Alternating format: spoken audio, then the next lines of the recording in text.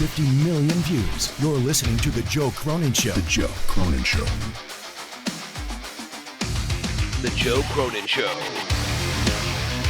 I hope you hang your mother. This country sucks! This place sucks! CNN masturbated all fucking day.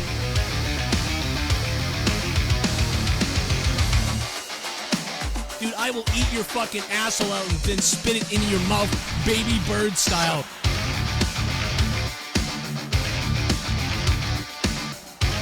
Who wants to go? Call the show. I'll fuck your ass!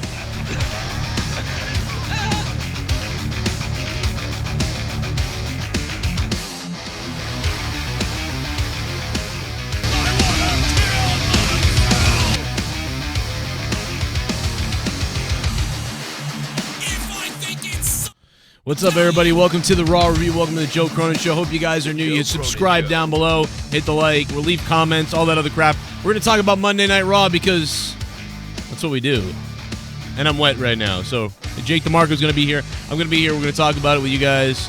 Monday Night Raw for December 9th, 2019. In just a second. How about that Kevin Owens pipe? That steel private parts that Kevin's got his hands on. Figure it out!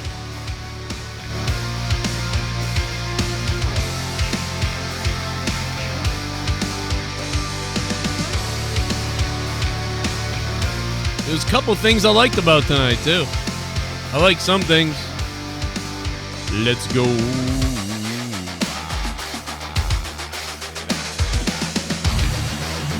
Shit bum. Shit bum, how about to lick my bum? Shit bum. We planned the spot all day, wanna jam it in my shit bum. Whoa. It's time to talk wrestling right here on the Joe Cronin Show. And all you shit bums, don't forget to cough lol JB. Yo, what's up, man? Appreciate that. You know, we planned the spot all day. I just want to jam it in. Whoa, it's in your bunghole. Thank you so much for that donation, my friend. You are a beast to start the show off with a donation. That was crazy. We are going to talk about Monday Night Raw. And we're definitely going to talk about your insides, too, no doubt about it. So I appreciate that donation right off the bat, man. That's much appreciated. Jake DeMarco is going to be in the house in just a second. Skype, I wonder if Skype's still having the Skype issues that it's been having. We're going to find out that, too, probably in a few minutes, if it's still having its issues. But that being said, man, Monday Night Raw. And by the way, fellow shitbum, thank you a lot, my friend.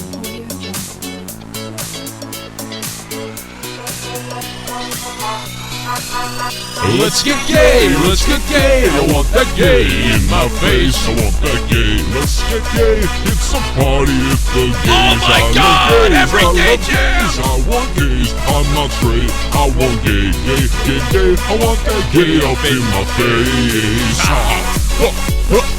Let's get so gay, and I love gays in my face. Let's get sexy and gay tonight, boys. Wow! What is going on? Good God, Everyday Jam coming in hot! Man, talk about fucking, not to take something from Drew, but talk about derailing this shit, man. Holy fucking God. Everyday Jam with a $69 Let's Get Gay donation. All the donations are down below. You can see them down there, all the amounts way at the bottom of the description box. But apparently Everyday Jam was digging deep, looking for the 69. What is the fuck? Oh, my God. Everyday Jam, what's up, man? How did you like Raw tonight, Everyday Jam? Everyday Jam looking to take home that digital JCS title tonight with the largest donation of the stream, and that just starts it off right there. I don't think anybody's going to beat that. But Everyday Jam, I was wrong last week, though.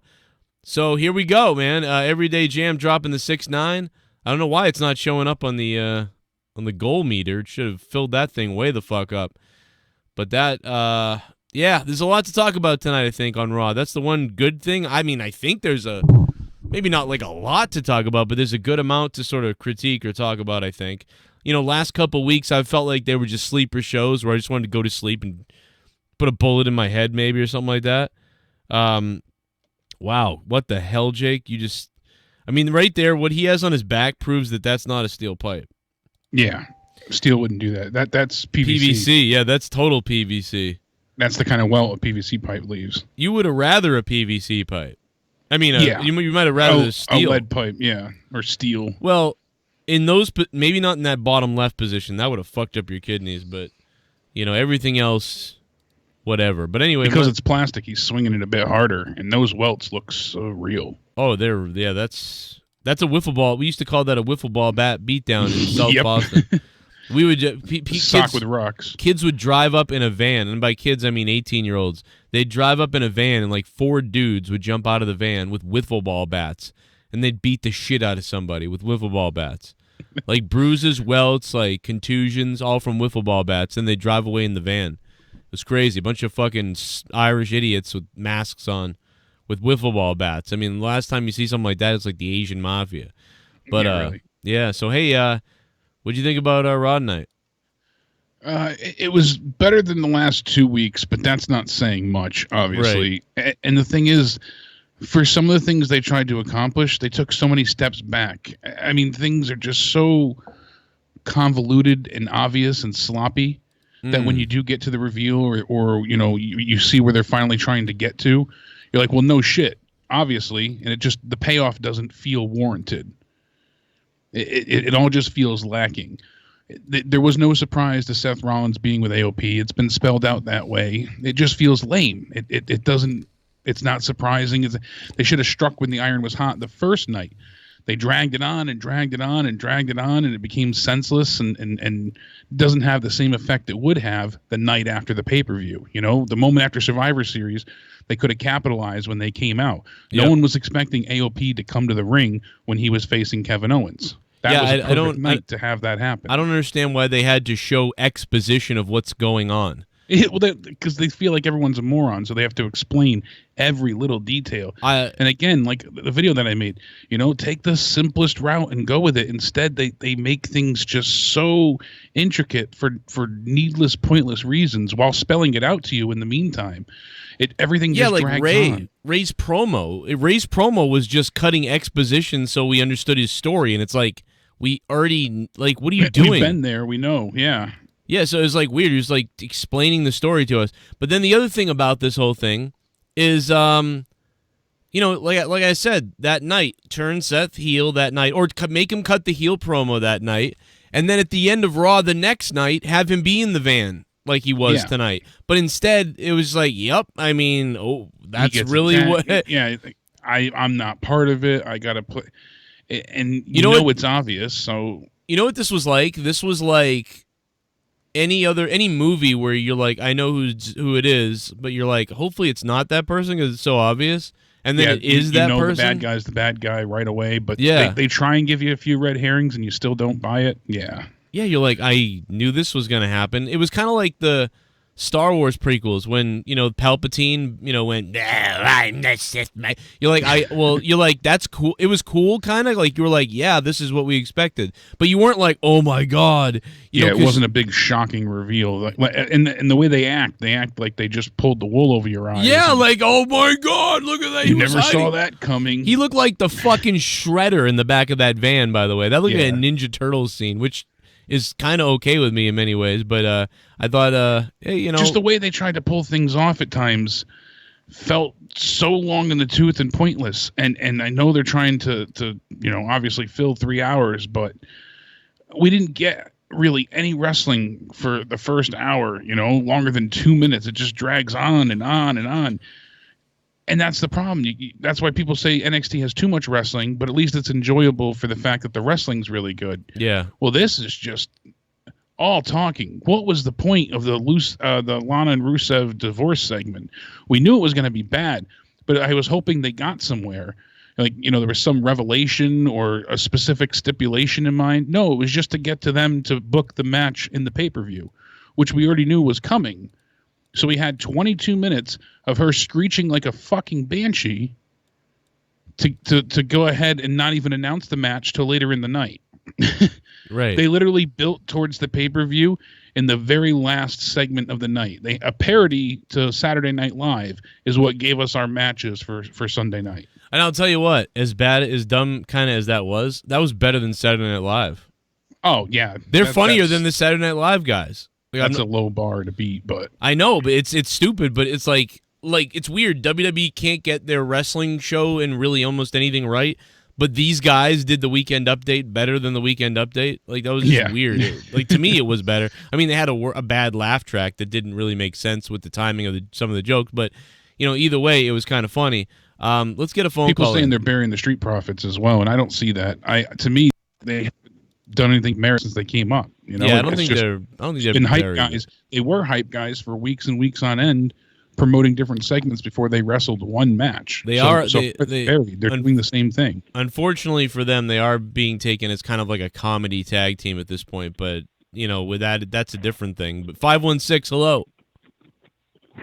Hey Joe, long time no see. It's me, Nick. Hey, what's up, Nick? Hey, long time. Yeah, probably been like a couple of weeks. I've been busy, but man, Raw was so freaking retarded. I'm sorry, Raw-tarded.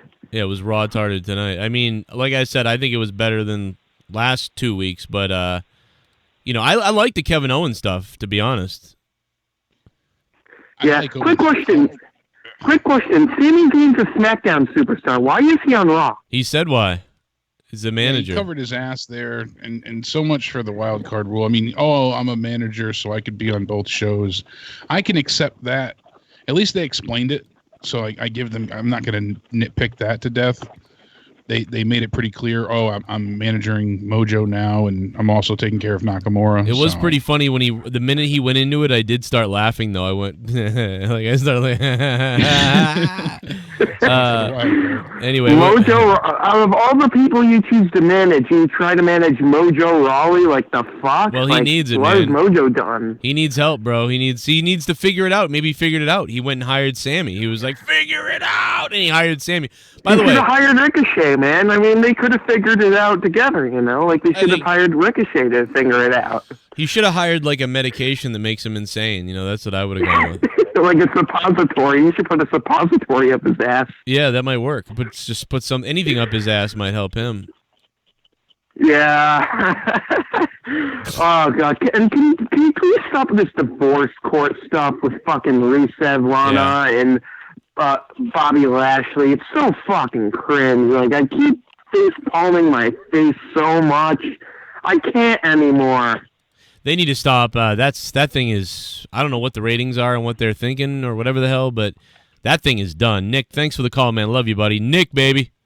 I don't know if you had something else, but I just I gave you 3 things, man. What's up, Nick? And let me see if I can take another call. I wonder if the Skype update worked. I think I saw one. If it doesn't work, it doesn't work still, but might as well give it a try. Nope, doesn't work. So we got one call out, and then Skype breaks. It's so weird. It hasn't been working, so Nick hasn't been able to call in weeks. Just coincides with him being busy and not calling the show. You think he broke Skype? He's looking for a Christmas tree and everything. I got a Christmas tree earlier tonight, which I'll tell you a story about that on my podcast on Patreon, but I'll tell you a little bit of it here in a minute because it's just so fucked up. But yeah, let me play the donations. People saying to play the donations. All right, so here's the thing, though. Before I do that real quick, I just want to say Mojo Rawley, I actually thought that was hilarious. Like, this thing in the back. I thought that was funny. I mean, it was obvious and stupid right from the beginning. He points, and you're like, oh, he's going to fuck with him or whatever. And why is he fucking with Owens? Like, that doesn't make sense, but whatever. But anyway, he fucks with Owens, and then, Owens slaps him. I think it made Owens look good. I think Owens looked pretty good tonight. He is I heard some people calling him a poor man Stone Cold or whatever, and unfortunately that's because they've booked him so much like it. But I do think that he's his own guy identity-wise. I don't think he's walking around being like, I'm Kevin Owens and I'm looking to stun somebody or I'm going to beat somebody KO. Like, he really is still keeping that sort of humorous, like, badass character. He's almost kind of like how Stone Cold was when he was in the WCW, like when he was like doing a comedy thing as a heel, so he was cowardly. Kevin does that same thing, and then he can do it as a face too, where he looks more like he's got courage and stuff like that. So like I think it's okay. it's a B level. It's not an A level like Stone Cold, you know. And I'm only comparing him because he's got that sort of fight Owens fight badassery, and he's got the stunner now. So there's these comparisons you can obviously now make. Unfortunately, you start doing a stunner, then people are really gonna think about that. But it's also his character too, being this sort of blue collar guy. But I thought he was funny tonight. I thought Kevin Owens was really hilarious tonight, to be honest. I thought his lines were really funny. The only thing WWE did right tonight, in my opinion, was some of the comedy. I thought they had some of the comedy down pretty well, and I thought some of the backstage stuff was pretty good too. I really did. I thought it was like decent. Some of it. I liked it. So Mojo and Kevin, I give that a thumbs up. I don't know what grade I would give it, like a C or something maybe, but like I give it a thumbs up from the like that. I liked that part. And then I liked the other thing I really laughed out loud at, and we'll talk about all of this again and go through the whole show, but just skipping ahead, when that fucking jobber grabbed the goddamn cage. Yeah. From fucking... And ran up the ramp. And then Vic Joseph, even though Vic Joseph sucks and he's an idiot, when Vic Joseph went, oh my God, or whatever, like, what is he doing? Like, they had sold that thing so well for just, 2 or 3 weeks now, 2 weeks even, like, that this thing is sacred to him, and oh my God, and just somebody looking at it the other day, he flipped the fuck out, just because someone kind of peeked in, like, what is in this? Like, and he flipped out. So the idea that this guy would grab it and run away with it, that was... Trying to get a count-out win, and it was smart, too, so that's why I appreciated it. And then even smarter was the fact that Rowan had to, lead to a ref stoppage. He was going to kill this guy for touching his cage. So I like the fact that at least they show him, like last week he was pissed when somebody looked in it, like you said. Yeah. So this week when somebody touched it, he was going to kill the guy till the ref stopped it. Yeah, dude, they sold it, and this fucking guy looked like a geek, and he was like running away, like, oh. And Vic Joseph, just the way the commentary sold it really well, like everybody, like Jerry Lawler was like, what the hell, And Vic Joseph was, you got to be kidding me, like, what's he doing running away? And I don't know why, dude. I mean, this is one of those things where, like, I know Vince thought that was hilarious because I my sense of humor sometimes is par on with his. That was fucking hilarious. Like him fucking running away with his fucking cage. Like I don't know really.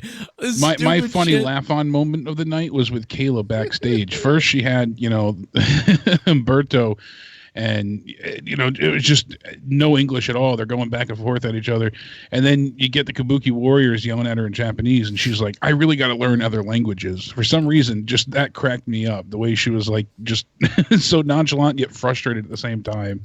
Yeah, and she was like, I really cracked me up because she's like, can you say it in English? And I was like, yeah, no shit. Oh man. Well, it would be funny if she was, us Japanese smarter than you. You know one language, stupid big lips. That'd been funny if she said that. But no, yeah, let me play a donation. And why not let Kyrie talk more? She's obviously better with the English than Asuka. Is she? From what I've seen, yeah. From some of the interviews, it certainly seems that way. Yeah, they treat her like she's like mute. Doesn't know, yeah, like in the sense of like I know just her, make noises, just yell. I think part of it might be because of her acting and because she comes off like such a good person. So it'd be better to like kind of make her laugh. I think that's why she laughs in the background a lot. They're like, let Asuka do the talking, and let Kairi Sane in the back just be like ha ha ha ha, and that's annoying. So you make her hated that way. I assume that's the reason. I'll play these donations now. Let me see here. Let me get them up here. See if we can trigger the sounds. I wanna suck you off tonight. What the fuck? I wanna suck you off tonight. I wonder if it'd be alright if I goddamn suck you off tonight. I will suck you off tonight. I will suck you off tonight.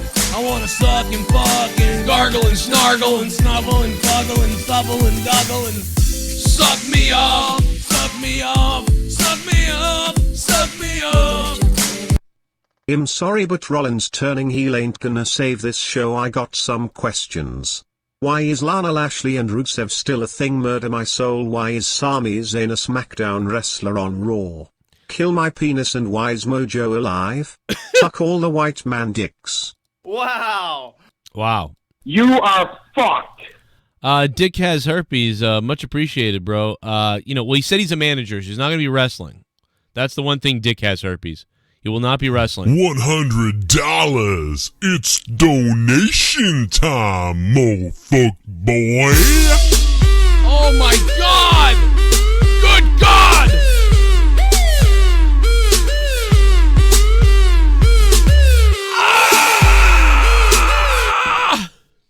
If Joe's ass was a Chinese restaurant, he'll take the poo-poo platter. Raw still sucks and blows Dyson style. Holy shit! Black Lab! Black Lab just went fucking ape shit. You hear these, Jake? No. Man, it never will work, this motherfucker. It never works. You are fucked. Oh, man, I keep trying to play him. Black Lab, thank you so much, bro. Fucked. Unbelievable. If Joe was a Chinese restaurant, yeah, you would take the poo-poo platter, baby. Goddamn, Black Lab, thank you, dude. Holy crap, you just knocked off Everyday Jam from the title already. This is Monday Night Raw, all right, on the Joe Cronin Show. Black Lab. I have a Black Lab. Black Lab 27, dropping 100, man. Thank you very, very much for that, Black Lab. That's wild, man. It's time to fist or famine. That's right, I said fist or famine. Oh, Black Lab, man. Holy Christ, bro. Thank you for that. Holy crap. That pays for the Christmas tree and the lights. Look at that. And the whore. Don't tell the whore. Don't tell Leah. Yeah, Jake's still the whore anyway. He sits on my face. You know it. Black Lab. Somebody hit up. Get a Tommy. We got to get a Tommy there. Oh, Tommy, what do you think about that $100 donation? And they're going out for some hangings. Oh, who's going out for hangings? Joe, stop playing that clip. Crystal sounds amazing there. I would put her in my porn. What is the context of that? Oh, I basically bust in on her. I basically bust in on her. That is so messed up, man. That clip is just... What a sick person that he would bust in on Crystal. Black Lab, man, thank you so much for that $100, bro. This is wild. Yeah. Oh, shit. What if the turkeys hate us? What if they fillet us? Those turkeys were in my neighborhood again today, and they were fucking roaming around everywhere, bigger than normal. It was nuts in the snow. What if the turkeys ate us? Or what if they fillet us? You would really do that! If the turkeys ate us, if they had to hate us, Thanksgiving was a little bit different. Instead, the turkeys ate us. They gobbled us apart. But first they'd eat our nuts. And then they'd eat our bud. The turkeys ate us. What if you would really do that? What if the turkeys ate us? It's the Onision remix.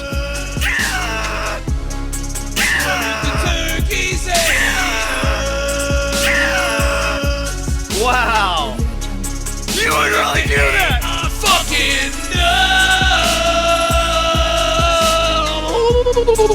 What if the turkeys ate us instead of mashed potatoes? Instead the turkeys ate us. What's up, Everyday? 3/10 show. I want to get that gay turkey in my mouth. You want to get gay turkey in my mouth. I want to get it up inside my mouth. Everyday Jam, man, thank you so much for the $29 turkeys ate us. All right, we paused for about 4 minutes for donations, and goddamn did they drop. Everyday Jam, $29. That was badass. And the $69 before that, and everybody else who donated, thank you. And now we got Black Lab in the lead, taking home that digital JCS championship, it looks like, at a $100 drop. My Christmas wish is coming true. I'm going to buy somebody a dildo. Alrighty then. So, here we go. Back to Jake. I'm sorry. Let me get the mic undone here. All right, so let's start it off, man. Why don't you let's run through what happened on Raw. If you got the site pulled up, or I can pull it up if you like. But yeah, I have my notes still here. Oh, fuck. I guess I didn't pause them. My bad. Let me get these paused real quick. The show cut off. Ray's pants ripped. Rollins is the best and worst thing on Raw. Sexy Joe and Jake here to get us through it. Oh, and I have a podcast.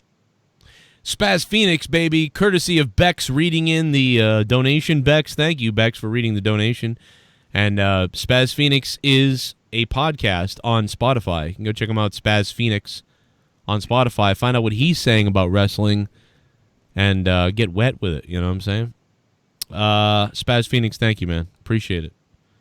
Love you, buddy. Love Spaz. And he's in Canada, too, so you know what that means. He bangs polar bears in Saskatchewan. That doesn't make any sense. Fucking moose.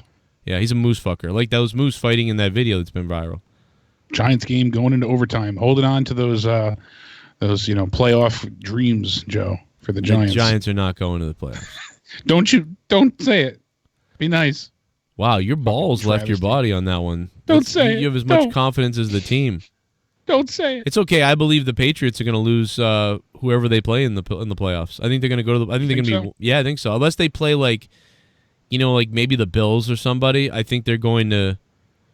To me, the Patriots can beat everybody in the league except the Ravens, Kansas City, and the Saints maybe, and 49ers probably. So I don't think they can win. Because they have no offensive line. Tough year. Brady needs an offensive line. How many times is he looking around and he's like, and then he gets hit, or he gets rushed right away. It's either he rushed right away, or he looks around and goes, oh, no one's open. Then he forces a throw or you somewhere. get the refs working against you. Well, that game, I'm not even going to complain. It was one game, but they fucked us. But how many times has it happened now? Yeah, it was bad. But but it's also it's happened for the Pats too, though. In a way, it's weird. The Patriots have had some of the worst calls against them, but they've had some of the worst calls against the other team for us too. It's really weird. I've noticed it for years. Patriots fans think the referees screw us, but other fans think that the referees are bought by the Patriots or something. So it's the complete opposite. The Patriots fans here thinks the refs are always against us. And why not? The goddamn NFL suspended them 4 games. Hey, they're being investigated for spying on the Bengals, by the way. Yeah. If you fucking spied on the fucking Bengals, there's no way. Somebody must have been masturbating to their cheerleaders on a video camera. Let me look at those tits. Yeah. Just zooming in, being look at their Coach, yoga pants. I think we need to risk 3 years of draft picks so we can spy on the fucking Bengals. I just don't. I can't believe they're that retarded. It just doesn't make. It's taking Mojo Rawley as a threat. That's happen. You know what I need to do? I need to videotape Mojo's workouts in case he does something in the ring I don't see. What the fuck are you talking about? The Bengals. The only reason I wanted to check out the Giants tonight is because Eli's back, so the Manning family is watching live in person, and their disappointed look as an entire family is just glorious. Every time something goes wrong, you just see all of them with that stern face. It's great. That's their face. That's their face normally. It's even more stoic. Just that real look of disappointment. They all look semi-retarded. Then they do that duck face eyebrow. But then they do that duck face eyebrow thing. All of them. They do I throw the ball. But I've got a more round face that protrudes out, whereas theirs is more elongated and flatting in. So when they do it, it looks different. It looks more what's up? I look like a creepo doing it. But yeah, I get what you're saying, and it's true. But yeah, take me. Let's bump through the beginning of Raw to the end. Let's start off. We're live in Greenville, South Carolina. And Jerry Lawler's in the middle of the ring. He's holding down Charlie Caruso, fisting her with both hands while holding her down. It's impressive. And the crowd's cheering, Sammy's a faggot. Crowd is chanting, go fag, go. It is impressive. Everyone in sync, mass orgy. Then I wake up and realize, Jerry Lawler is in the ring, but it's because he's going to moderate the Rusev-Lana fucking divorce storyline. Was I the only one before you get into this that thought people were going to call Sammy fag in the crowd? I thought somebody was going to do Imagine if they chanted that. I figured somebody was going to try and be trollish there, but nope. Yeah, I'm kidding. This crowd was all about this angle, and it just enraged me. This was a casual crowd to the max. They didn't extremely casual, but they wouldn't even bite on Rollins. They didn't even want to boo Rollins. The reason we're seeing this so much is because this is getting 4 million views in its first 2 hours of being online. Yeah, the last one had 3.9 in 2 hours. It's ridiculous. The people overseas, I hate to say it, but you can actually look at the statistics. The Indian market is eating this up. Yeah, the Indians are oh my God, if Samil did this to me, if Samil did this to me, I'll slap her fucking face off. I guarantee it's more like a childish type thing with, they said sex. They said sex. That's why, because you had Lana say sex how many times tonight again? The booby. They have her cleavage out and her saying the word sex multiple times. So that's what's popping, the immature audience good God, to go ahead and endorse this bullshit. Oh, rubbing my dick, Sadim Khan. Oh, Sadim Khan. Oh, Sadid Khan. Yes. No, I heard from Prayesh Muhamdar, our buddy in India. We have a lot of Indian listeners, actually. And from what I heard from the Indian... Those are the logical ones. Well, no, I'm dead serious. They're not kidding. You're right. Like, I've heard from a lot of the India fans that, there's billions of people in India. So there's all kinds of different people. From people who are geniuses, who go all around the world and become engineers and doctors. But then there's a lot of people who, like, kind of buy into stuff still. And then there's a lot of people who aren't. So there's, like, almost this divide. Like, so what I've heard is, like, 30% of the country, this is from people from India, telling me that, hey, like, 30% of the country still, like, kind of believes everything and gets way into it all. And, like, they're the type of people that get angry at H3H3 for calling Bollywood people janitors. When it was a joke. They don't understand. Yeah. They're like really like, you hate-filled fuck asshole. Like, it's like they don't. It's like it's just a joke, man. Like, but most Indians are like, I get it. It's not that big a deal. But a lot of people don't get. So there's this kind of like group of people, like kind of like in America, you have Southerners, Deep South, and then you have the Northern people. It's a little bit of a different style. But there's more of an extreme one there. That's what I gather from the multiple people from India that I've known, that I've spoken to, that has written me in emails, because I brought this up before, and then they've sent me an email. Here, Joe, let me help you understand, like, why, blah, blah, blah. And they write about it, and they write, like, oh, yeah, these people kind of drive me nuts, too, but most people aren't like that where I'm from or anywhere else, but there's a lot of people that believe it. So that's why wrestling, they always thought there'd be a big wrestling market in India, because a lot of people love wrestling there and they're smart fans. But there's a large amount of still, like, sort of gullible or, like, marks, I guess, if that makes any sense. Yeah, like, full on. They take it as believable. Which is great for wrestling. That's why everybody thought they could bring their promotions over there. And then, I don't know what it was, but it still didn't work for whatever reason. I think they'd rather watch it on TV, I guess. I think Jinder Mahal was just the wrong choice to be your front man. People just didn't get behind him. Yeah, but they get behind all the other wrestlers. It doesn't even matter. From India, wherever. They get behind the white American wrestlers. They don't care. I know. I don't think he was the one to be the, the face for their, attempt to branch over. So. Yeah, and, but I mean, like, what was Impact's excuse? Because they had problems, too. Oh, yeah. No doubt. But, a lot of statistics can prove how much the ratings suffered more than usual. That's when a lot of the crash happened with SmackDown, with him being champion, and it went on from there. But back to the Lana thing, like you said, the ratings, other than like Goldberg coming back or Brock coming out or something like that going down on Raw, like you said, Lana and Bobby Lashley, for whatever reason, even in the American ratings, it's the largest increase in any other segment pretty much that isn't like, Undertaker comes out or somebody comes out. There's a spike every time they air these segments. So it's almost like, to me, whether it be the main event in the middle of the show or the beginning. Yeah, wherever they put it, it's done well or raised up. So normally you see a spike and then it starts to drop and the spike drops throughout the night. But then when the Bobby Lashley Lana shit happens, every time the spike goes up again and stays straighter a little bit. So you go, okay, they retain viewers and gain them at that point. Why is that? So these segments are doing well. So to me, though, it reminds me of a successful TV show that goes too many seasons. So you have 6 seasons that are great, and you probably run out of ideas, but the ratings are through the roof, so you keep going. And the writers, the show really becomes something different, and it gets bad, but they're still making it because the ratings are up. That's what this reminds me of. This thing should have been over already, but it's still going on because the ratings. So they're going to keep making up stuff every week to keep doing it because it's a spot that draws ratings, and they can sell higher commercials because now they can predict and show the analytics and the numbers and make, hey, listen, we're going to be airing this segment at this hour every time. It draws more numbers. Your commercial is going to cost more.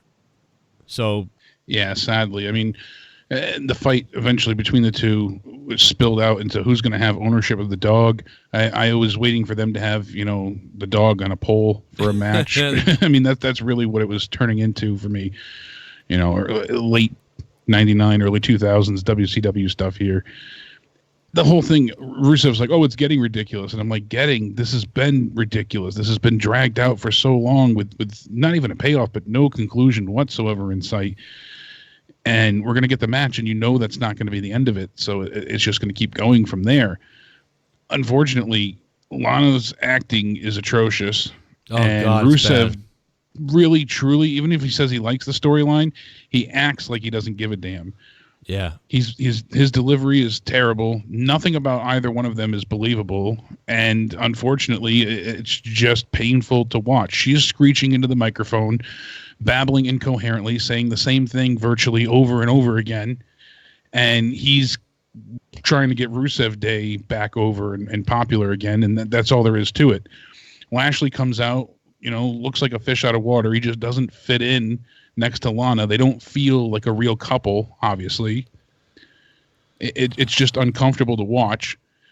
And then the beatdown leading to the table spot wasn't great either. So This was 22 minutes of pain.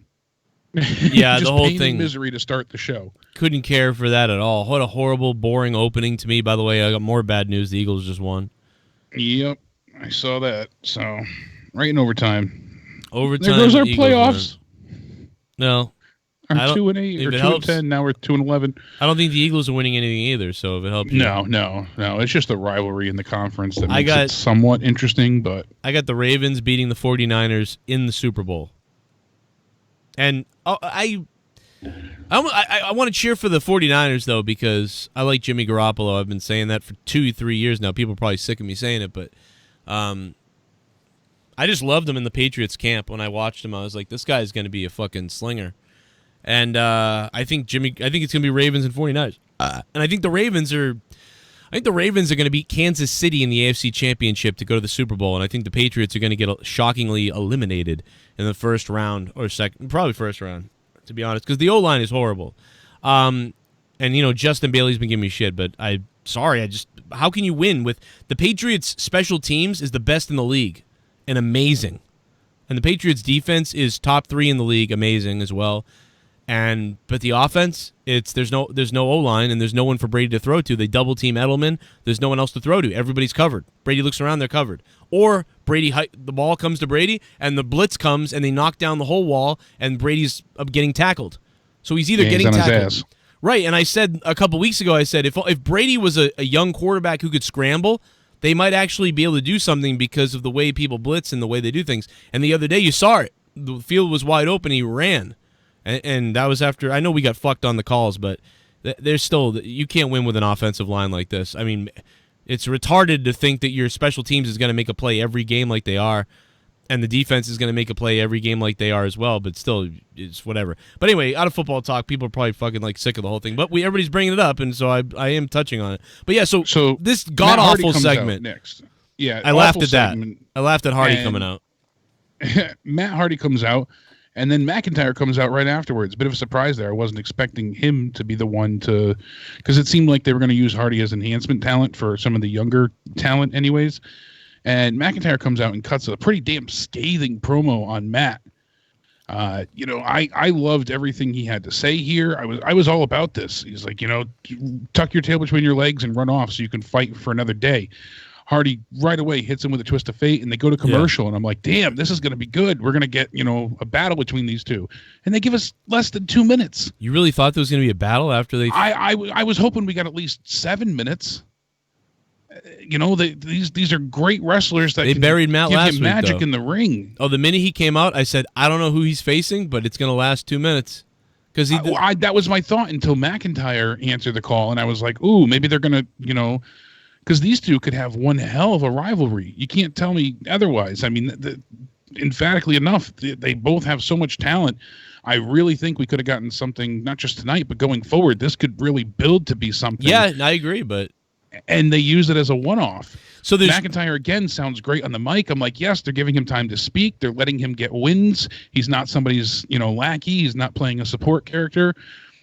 But him beating Matt Hardy in 2 minutes, yeah, it's good he got the win here, but he just keeps beating people and then gets positioned back lower on the rung. What if Matt Hardy what if the match did last 7 minutes? It would look stupid for McIntyre because this guy just lost in 2 minutes last week. So now McIntyre comes out and then it takes him 8 minutes to beat Matt Hardy or whatever. But here's option one. But the way that the surprise attack in the beginning, can kind of play into that. And it was all for the commercial, really. And that was the unfortunate part. That's where they really went wrong. I think that they could have really, had a highlight for this show. But what here? So I want you to choose option A or B, right? Option A is Matt Hardy is going to keep losing like this, and he's just there to enhance people, and they don't give a shit about him anyway. So they're kind of punishing him for what Jeff did and things like that, and they're sick of him and whatever, and he wants to be used. So they're like, all right, you want to be used? Go out there and you fucking dive. So so that's and he doesn't want to wrestle a long time because it's like they're probably worried about him beating up, breaking down. They want to use him in the back a little bit, it seems like. So option A is he's doing that, and he's going to keep putting people over. Option B is he keeps doing this, but this leads to him going broken. And they sort of part of me feels like that's what might happen before he leaves, because he's made such a push on social media and his YouTube channel to bring back the broken character. Yeah. And he's kind of having like an amalgamation of all of his characters right now when he comes out. He's doing the delete chants. He's got the, version, and it's just I always want to see the broken character, but knowing how they handled it last time, I'm like, just let him go. Let him bad. Go elsewhere. If he wants to go back on the indie scene and do it and make magic, I prefer that. The stuff he does with his children on YouTube is far surpassing anything that WWE has given us with him. And the problem with McIntyre is he hasn't done anything. He just hasn't done anything of note. He's either been involved with, being a lackey to Braun or a henchman to Shane. Then he gets beat by people like The Undertaker. And, he's been just stomped all over time and time and time again. And he's someone that could be truly a top-notch heel. He could be ultimately detestable. And he can get a lot of heat without it being cheap heat. He doesn't have to say your town smells like shit for him to get booed by the crowd. Right. He's very smart in what he says and intelligent and poignant and say he's Samoa Joe's the same way, and they did it to Samoa Joe, but I don't know. How many times do people get to, at least Samoa Joe got to the dance and lost? He lost title matches. McIntyre, didn't even have a date. Well, he got left out of Homecoming entirely. The sad thing is Samoa Joe and Drew McIntyre are good on the mic, and those guys. Good on the mic, good in the ring. They're multifaceted. Samoa Joe should be in main mid-card, if not any main event matches. But I'd take main mid-card matches for Samoa Joe, like big fight, Intercontinental Championship on the line. Yeah, shit like long that. Feuds, meaningful. Yeah, absolutely. Falls Count Anywhere, Samoa Joe versus AJ Styles. They had a great rivalry. He had cut those great promos. Him and AJ were getting to a place that was really entertaining. And then when they finally got to the pay-per-view, whichever one it was at that point, and they faced each other, it ended up being a disqualification to make AJ snap. But it was pointless because it didn't lead to, a heel turn. It didn't do anything. So, they try and have these moments, but then they don't follow through with the after effect. So it doesn't matter. AJ tonight is standing in the ring at the end, and Rey Mysterio is on the outside, and AJ's gloating as they almost get to the 10 count. It's like 9, and then Rey Mysterio rolls back into the ring. And I'm like, well, what's the point of this? Don't you want the title? You want to be champion again, so why are you letting him get counted out? You're standing in the ring, gloating, smiling, proud of your work. Get his ass back in here and pin him so you get the belt. What are you doing? It's just that lack of thought. Yeah. And you can tell he's being directed to do so. Right. And then at the end, it was funny. I know we'll get into it, but trying to get to the Styles Clash, falling off the ropes, and Ray's pants split open. So that was a lovely botch. I can't wait to see that in slow-mo. That was hilarious. Yeah, that extra I'm few glad they're seconds. okay, because that could have been really bad with the landing. But yeah, it was very ugly, but it was they capitalized. They actually made it look like good job by the announcers too, because I forget. Yeah. Ray held onto the rope to block it. That was a great call. And then you almost wondered if that's what he really did do. And then they redid it or whatever, but it didn't look that bad. So that's good news. No. Thankfully, it wasn't. The biggest botch of the night goes to the AOP guy who, when Seth Rollins no-look threw his jacket at him, didn't catch it. So that's the biggest botch of the night.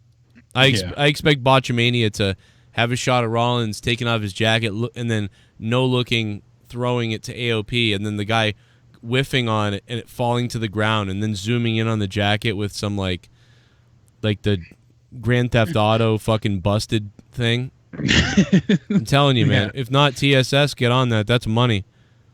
I got that eye, man. I'm telling you, that's going to be good. Let me play a donation real quick here. We got through some segments.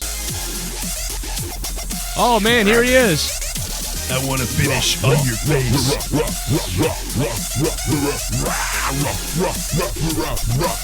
Yeah, come on.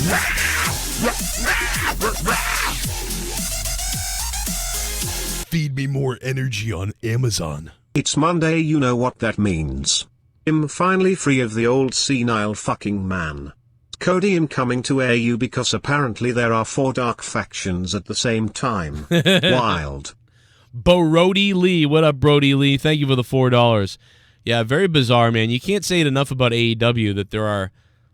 I mean, there's like fucking 4 different factions that are all like, we want you to pledge to us. We're the Dark Order. We're the Bunny Blade and whatever butcher fuck. What else we got? Oh, a little bit of the bubbly. That's it. Want some bubbly? Bubbly stuff. Oh, a little bit of the bubbly. That's it. I guess tonight was okay. Seth turned a couple decent matches, but Humberto is pointless. Mysterio always looks weak. Becky didn't sell table spot well, and Seth should have turned. Be honest, I jerked off more instead of watching. I mean, what? 6/10. Robbie Hyde, thanks for the $3. Wow, that's a pretty high score for all that shit you just talked. Robbie Hyde, love you, buddy. So last couple weeks, I think I gave Raw like a 1, a 2, and maybe a 3. I'd probably give tonight a 4 or 5.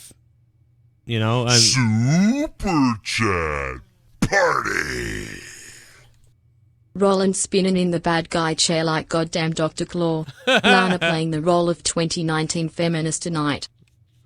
Oh, man, I barely could even understand what she was saying, to be honest. My ears were bleeding with everything Lana said. All I thought to myself was, man, just take your tits out, like, at this point. You know, you're like, I don't even think that about most women. I think, like, oh, that girl's cool, that girl's cool. But Lana, I just think, just take your boobs out and rub them all over the place. That's what I think about with Lana. She just sucks on the mic now, and that storyline just blows, and... man, I would pay money to see her just fucking oiled up and just being sloppy with somebody. Probably Rusev or whatever. Yeah, I don't know. I can't go 6 out of 10 on this. But I did like Kevin Owens tonight, and I kind of like Seth Rollins, but they didn't quite get there with his... he really is like a cartoon evil villain. The Architects of Pain? Sounds intriguing to me. You know what we're gonna do? We're going to get you and your little friend, too, because you people didn't believe in me, and now... and by the way, he said all the stuff that I said he should have said on the pay-per-view. Like, I did everything right, and you people... blah, blah. That's exact promo. I laughed out so loudly when Jerry the King said, "Oh my god, Liv Morgan is coming." I couldn't help myself from laughing. I'm still watching Raw. Started late but heard Seth turns fuck finally. Yeah, it was, again, like, if they hadn't have spelled it out so easily, it would have been pretty cool if he fucking turned out to be the guy. It would have made more sense. Khalil Bama. Thank you, Khalil Bama. To me, it would have made more sense if they had sort of like, if they had Seth Rollins' team with Kevin Owens. And then Seth Rollins even fought AOP. You know what I mean? To be like, see, I told you, like, and you didn't believe me. Like, nobody believes me. It's ridiculous. You know what I mean? And then Seth Rollins, makes it almost seems like it's clearly not Seth with AOP, you know, that type of thing. And then somebody could have attacked Owens and whatever the fuck. And it could have been Seth or something. I don't know, and they could have done it differently. But I still think, like Jake said, I think I was right with on the pay-per-view, the night of the pay-per-view, I said Seth should have flipped out tonight on the mic and yelled at everybody. And then they should have done it the next night on Raw. They should have opened, they should have like ended the show with him, like maybe Owens gets attacked early on or something, and then he could have spun around in that chair at the end of the night, and it would have been like, oh shit. And it would have been like, it's on, dude. Everybody's watching because of the whatever. And this was just like, well, yeah. Like, everybody knew this. Super Chat Party. Spaz Phoenix. Raw hates its fans more than Terminator. Dark Fate hates men, and Jordan Peele and Jordan Miles hate the Caucasians. Oh, man. Thank you, Spaz Phoenix. Yeah, Jordan Miles does hate the Caucasians, man. Thank you so much, Spaz Phoenix. Check out Spaz Phoenix podcast on Spotify.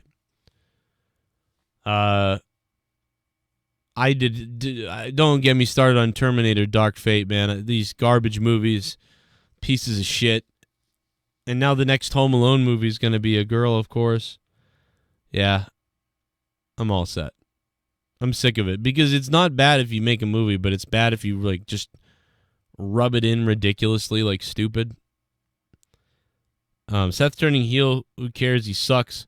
Says details. Wow. I mean, I think he's all right as a heel.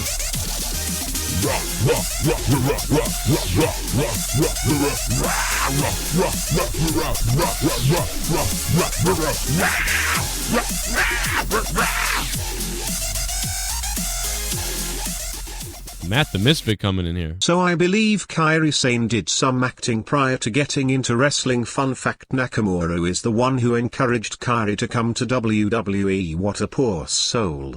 Yeah, what a piece of shit. He must have wanted to bang her or something like that because that doesn't make any sense at all. Matt the Misfit, thanks for the $4. I think he wanted to bang her because why would you do that? So, Jake's on the phone, a different type of Jake. What's up, Jake? It's me, Joe CC. This is my Skype account. Long story short, it was a nickname. Anyways, Joe, this Raw was curious. I think that freaking Vince put the Vinnie Mac test on Rusev and he passed it, like the same test that he did on Triple H after the curtain call. Because no matter what has Rusev going on, he's still over. At this point, just give him Aiden English and we get Rusev Mania 2.0 because no matter what, he's over even in this shitty angle. So you think like this is almost like a punishment, and so I'm going to give you the shittiest angle I can, and if you make it work, then you'll be rewarded afterwards. Most likely, maybe, yeah. It very well could be because that would make is. much more sense because this is hot garbage. I do agree with Joe though about Lana's tits. My father didn't have many wise words, but he used to say, when it came to women like Lana, he would say, I would eat a mile of her shit just to see where it came from. Ugh. And with Lana, you can't disregard that fact. I mean, plot twist: Lana's trying to be Sable. Yeah, really.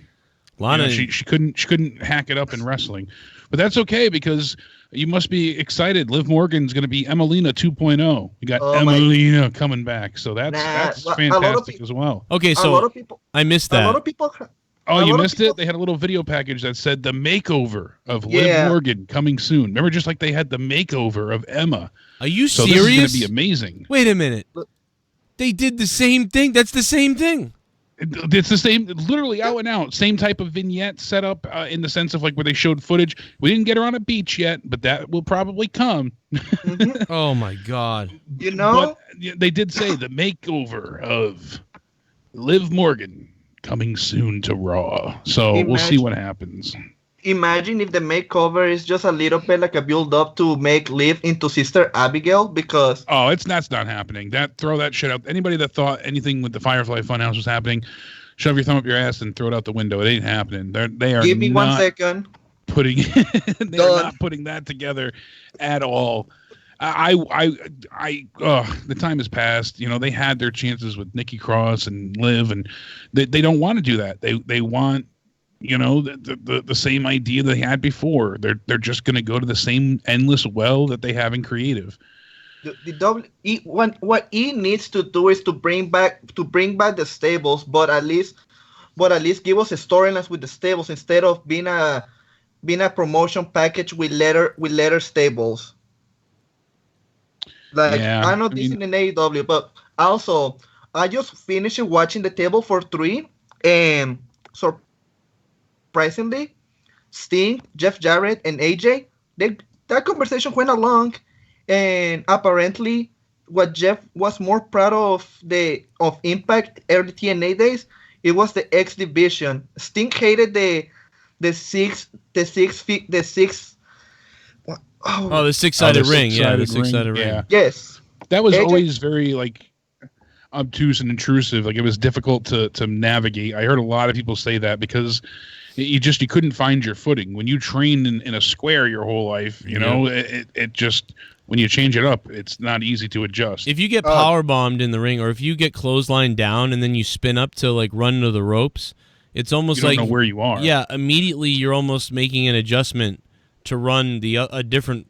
It's weird. I can tell you, I've been in a 6-sided ring only twice. But it's like, dude, the same thing. You want to hit the rope, and then you go, oh, yeah, there's a turnbuckle. You just keep fucking forgetting. I think after a while you would get it.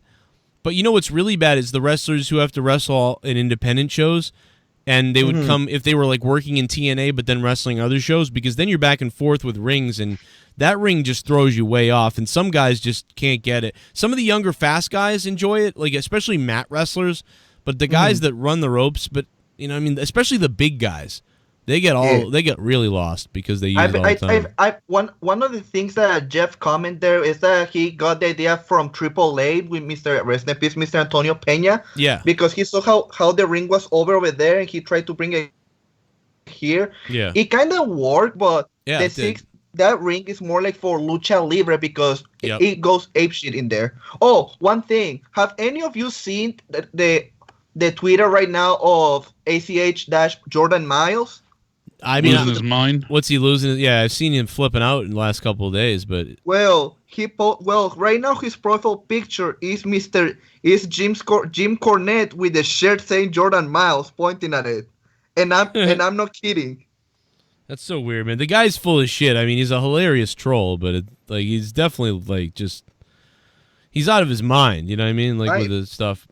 I know. One of the things right now is people getting wondering, especially me, right? It's because somebody posted a picture of the NXT core team, you know, Trips, Sean, and Steph, right? And then he replied with the Joker, with a gif of the Joker trying to smile, and everyone's like, ah, fuck. Well, he changed his profile picture to, he's got, you know, his Jordan Miles smile over his face, so that's his mouth now. I guess that works. So it's like, I guess when he was in WWE and they gave him that shirt and he approved it, he was cool with it. But then he said, oh my God, take that down. That's racist. I better not see that. Like, that's racist. But now he's like, oh, let me make it my Twitter icon. By the way, I just want to say personally to every scumbag piece of shit, asshole fuckbag out there who gave me shit and said I was crazy. There's Jordan. That's Jordan Miles. That's his Twitter account. With his smile, Jordan Miles, over his fucking lips, which he said this was racist, but now he's doing this. And he said a whole bunch of bullshit on Twitter, by the way. I just want to personally say to anybody out there, white or black, who said to me that I was a racist because I didn't, whatever the fuck, support him or whatever, or that I just didn't understand because I'm white. I want to look you in the face and call you a fucking idiot retard. You fucking stupid idiot retard, fake woke piece of shit. You fucking idiot. You stupid ass who the government holds you down and makes you think that you're a victim and that you can't do things in life, and that's what they want, and you actually believe it because you're a fucking idiot. The black people that think that they're still on the plantation right now, you fucking idiots out there, and the white people who fucking can't wait to virtue signal because they're guilty and they want some kind of clout to be like, you don't understand, man. Nah, he's a fucking mental case. Oh, why is he a mental case? Because he's black? What if he was white? Yeah, I've called a lot of white people mental cases too, you fucking idiots. In fact, I've called more white people mental. And when you call white people mental, then they go, oh, it's always the excuse. White people are mental, but everybody else is. Yeah, it's always something, isn't it? Go fuck yourselves and die. By the way, you killed NWA. I hope you're happy. Your little AEW show, all your fucking ratings are dropping over there, and now you've killed NWA. So congratulations. I won't watch the show again.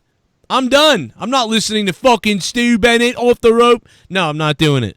It was good with Cornette. And Cornette hates me, and I fuck with him. I fucking shit on Cornette, but you know what? It's more entertaining. Fuck NWA.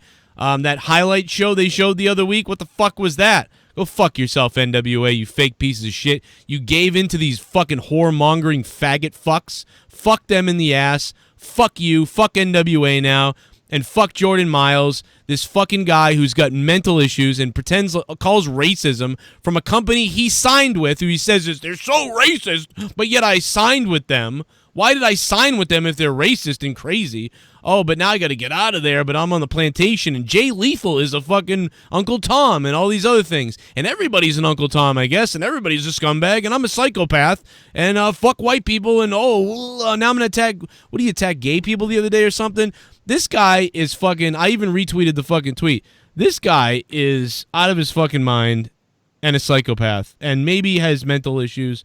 I don't know. And it's just really fucking hilarious. All those people that came to me and said, I just didn't understand the culture. Yeah, I understand the culture. It's fucked up and retarded. You're a retard if you believed him. All those people that like the 20% of people that were shitting on my video, you don't have the right to speak about this. Guess what? I know a retard when I see one, motherfucker. I know a fucking retard when I see one, and I know a fucking mentally ill psycho asshole attention whore when I see one, because I am one, and that is ACH, motherfucker. So kiss my ass, every single one of you. Suck my dick. Go suck Ocasio-Cortez's wet, sloppy, fucking mongoloid, mangled pussy in New York while your fucking state goes to shit. You stupid New Yorker idiot fucks in L.A. and the fucking San Francisco where the shit from the homeless people is piling up into the fucking heavens, or in Flint, Michigan where the water is fucking lead and shit and bacteria. Fuck you stupid fucking idiots in Detroit whose fucking city's fallen into shambles shit. Go fuck yourself. Most of the people that shit on me were from all those areas. And guess what? Your fucking states are in shambles as shit. Sorry.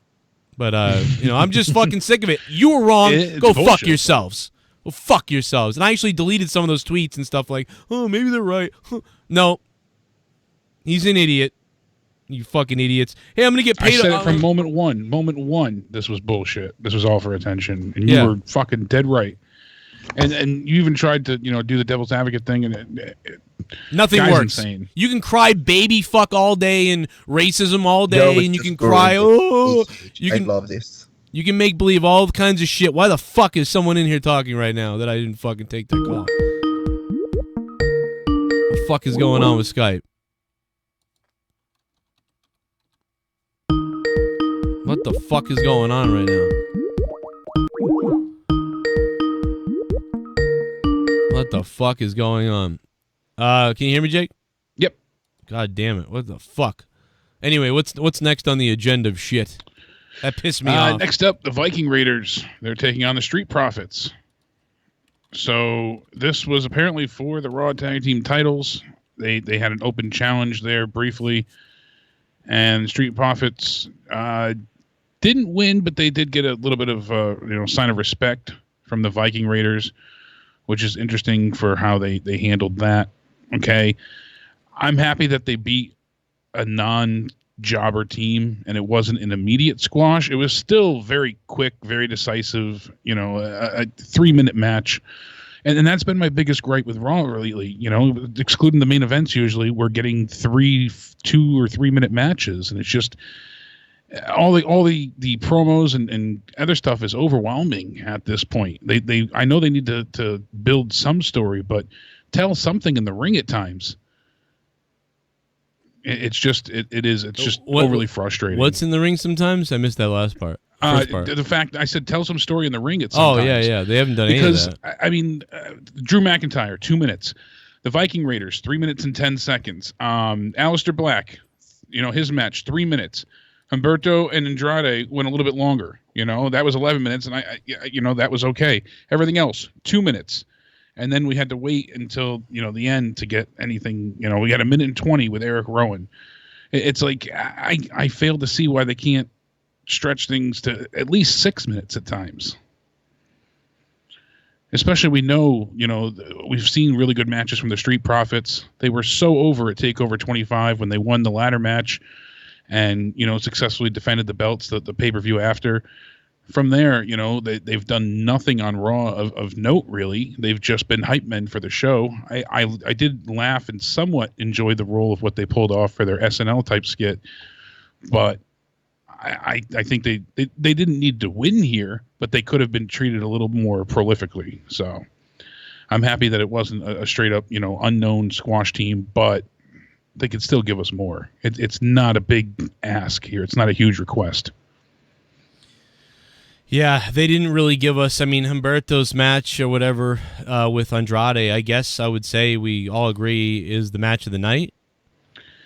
Yeah, that would likely be match of the night. And unfortunately, when Humberto's on, that's when I tune out the most. Yeah. I don't have a damn care in the world for him. And him getting this like major upset surprise victory here doesn't feel impactful at all. Yeah. It doesn't feel meaningful. It just was like, oh, well, you'll trade your win next time. It's just a sign of the times, I know, but it doesn't have that same gravitas that it used to. They were trying to build him as this great up-and-comer. They had a vignette early on talking about him being the superstar for the next decade into the 2020s. And I don't see that happening. I already feel like the crowd gave up on him, and it feels like a dead push at this point. Breaking news from the Patriots organization. Want me to read this about the filming? Oh, yeah. I know people would love me to read this since I'm a Patriots fan. People like this type of stuff. But also, real quick, that is Shad Gasper. He's fighting with ACH on Twitter, and lots of people are kind of fighting with the guy and being like, "All right, bro, cut the shit." Anybody with a brain knows the guy's nuts. The best thing about it, though, is I knew he was nuts from the beginning, but got shit on at the beginning. And now some of the people that were like, "Oh, you're a piece of shit," now they're all like, "Where are they all?" They're all hidden or they're delusional. These are the same people that believe Jesse Smollett, by the way. It's like, but now that Dave Chappelle called him out, everybody went, "Oh yeah, I always thought that too." But I was a racist because I didn't believe Jesse Smollett. Remember when I was a racist homophobe because I didn't believe Jesse Smollett? It's like, I'm really sick of these people.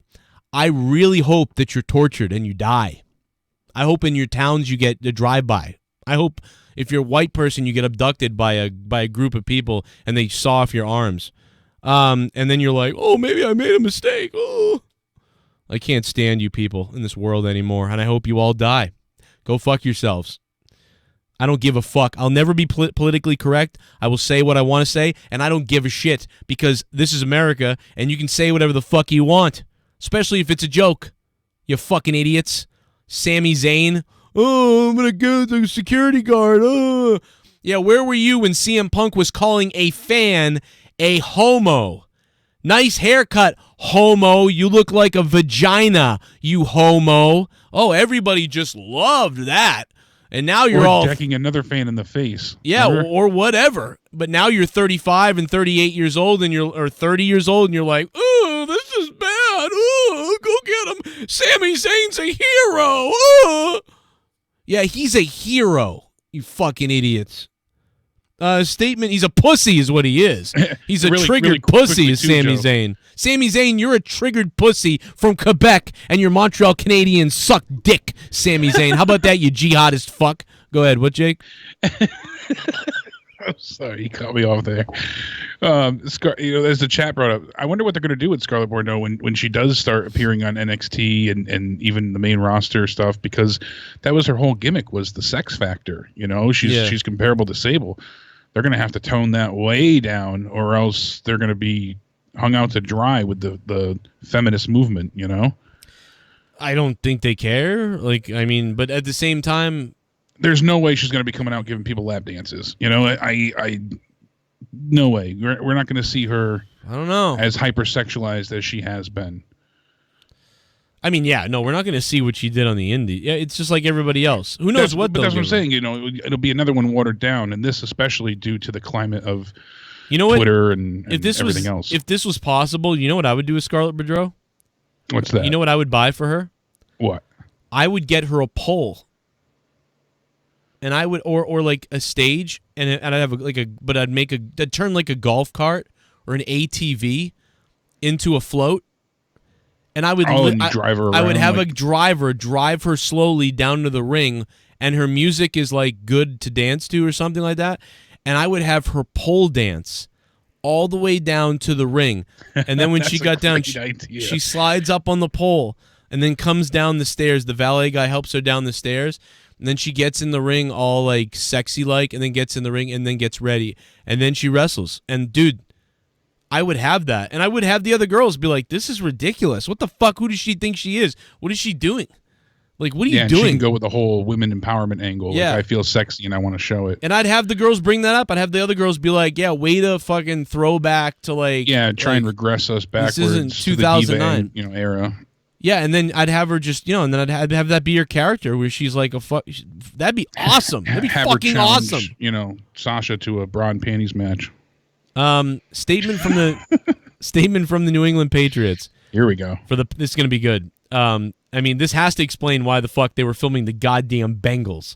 And by the way, I assume we have the video of all this, so we can actually watch what they were watching to find out what they were doing.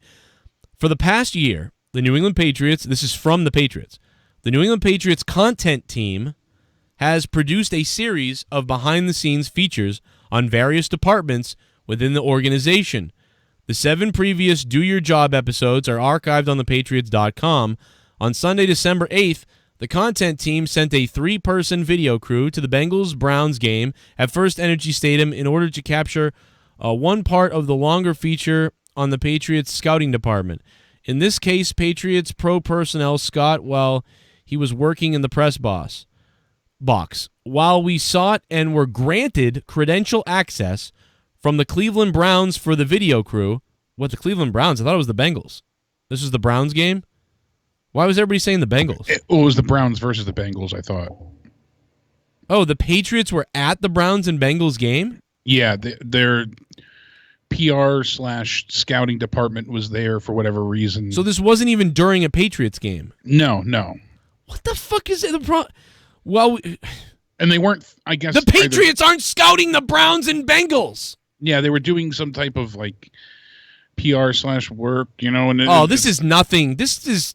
Oh my god, dude! They I thought tried this to was... frame it as like, oh, you're using your camera crew filming your vignette for the Patriots website to look up plays for the game. But yeah, that's the same thing as if you just watched the Sunday game or HBO that's exactly behind what you would get. Okay, so in this case, the Patriots pro personnel scout, while he was working in the press box, while we sought and were granted credential access from the Cleveland Browns for the video crew, our failure to inform the Bengals and the league was an unintended oversight.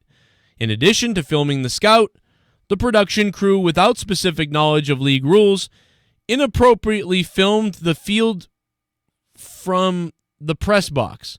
The sole purpose of the filming was to provide an illustration of an advanced scout at work on the road. There was no intention of using footage for any other purpose. We understand and acknowledge that our video crew, which included independent contractors who shot the video, unknowingly violated a league policy by filming the field and sideline from the press box. When questioned, the crew immediately turned over all the footage to the league and cooperated fully. The production crew is independent of our football operation. While aware that one of our scouts was being profiled for a Do Your Job episode, our football staff had no involvement whatsoever in the planning, filming, or creative decisions made during the production of these features. We accept full responsibility for all actions of our production crew, though, at the Browns-Bengals game. So literally, it would be as if they hired us and said, hey, film this guy while he's doing his job today, and then you got B-roll footage of the game going on in the sidelines at the same time. Right, and then that's what happened. And then what happened too is the Browns said they did the right thing. They got the access to the Browns. They made sure it was okay. They told them what they were doing. Everything was fine.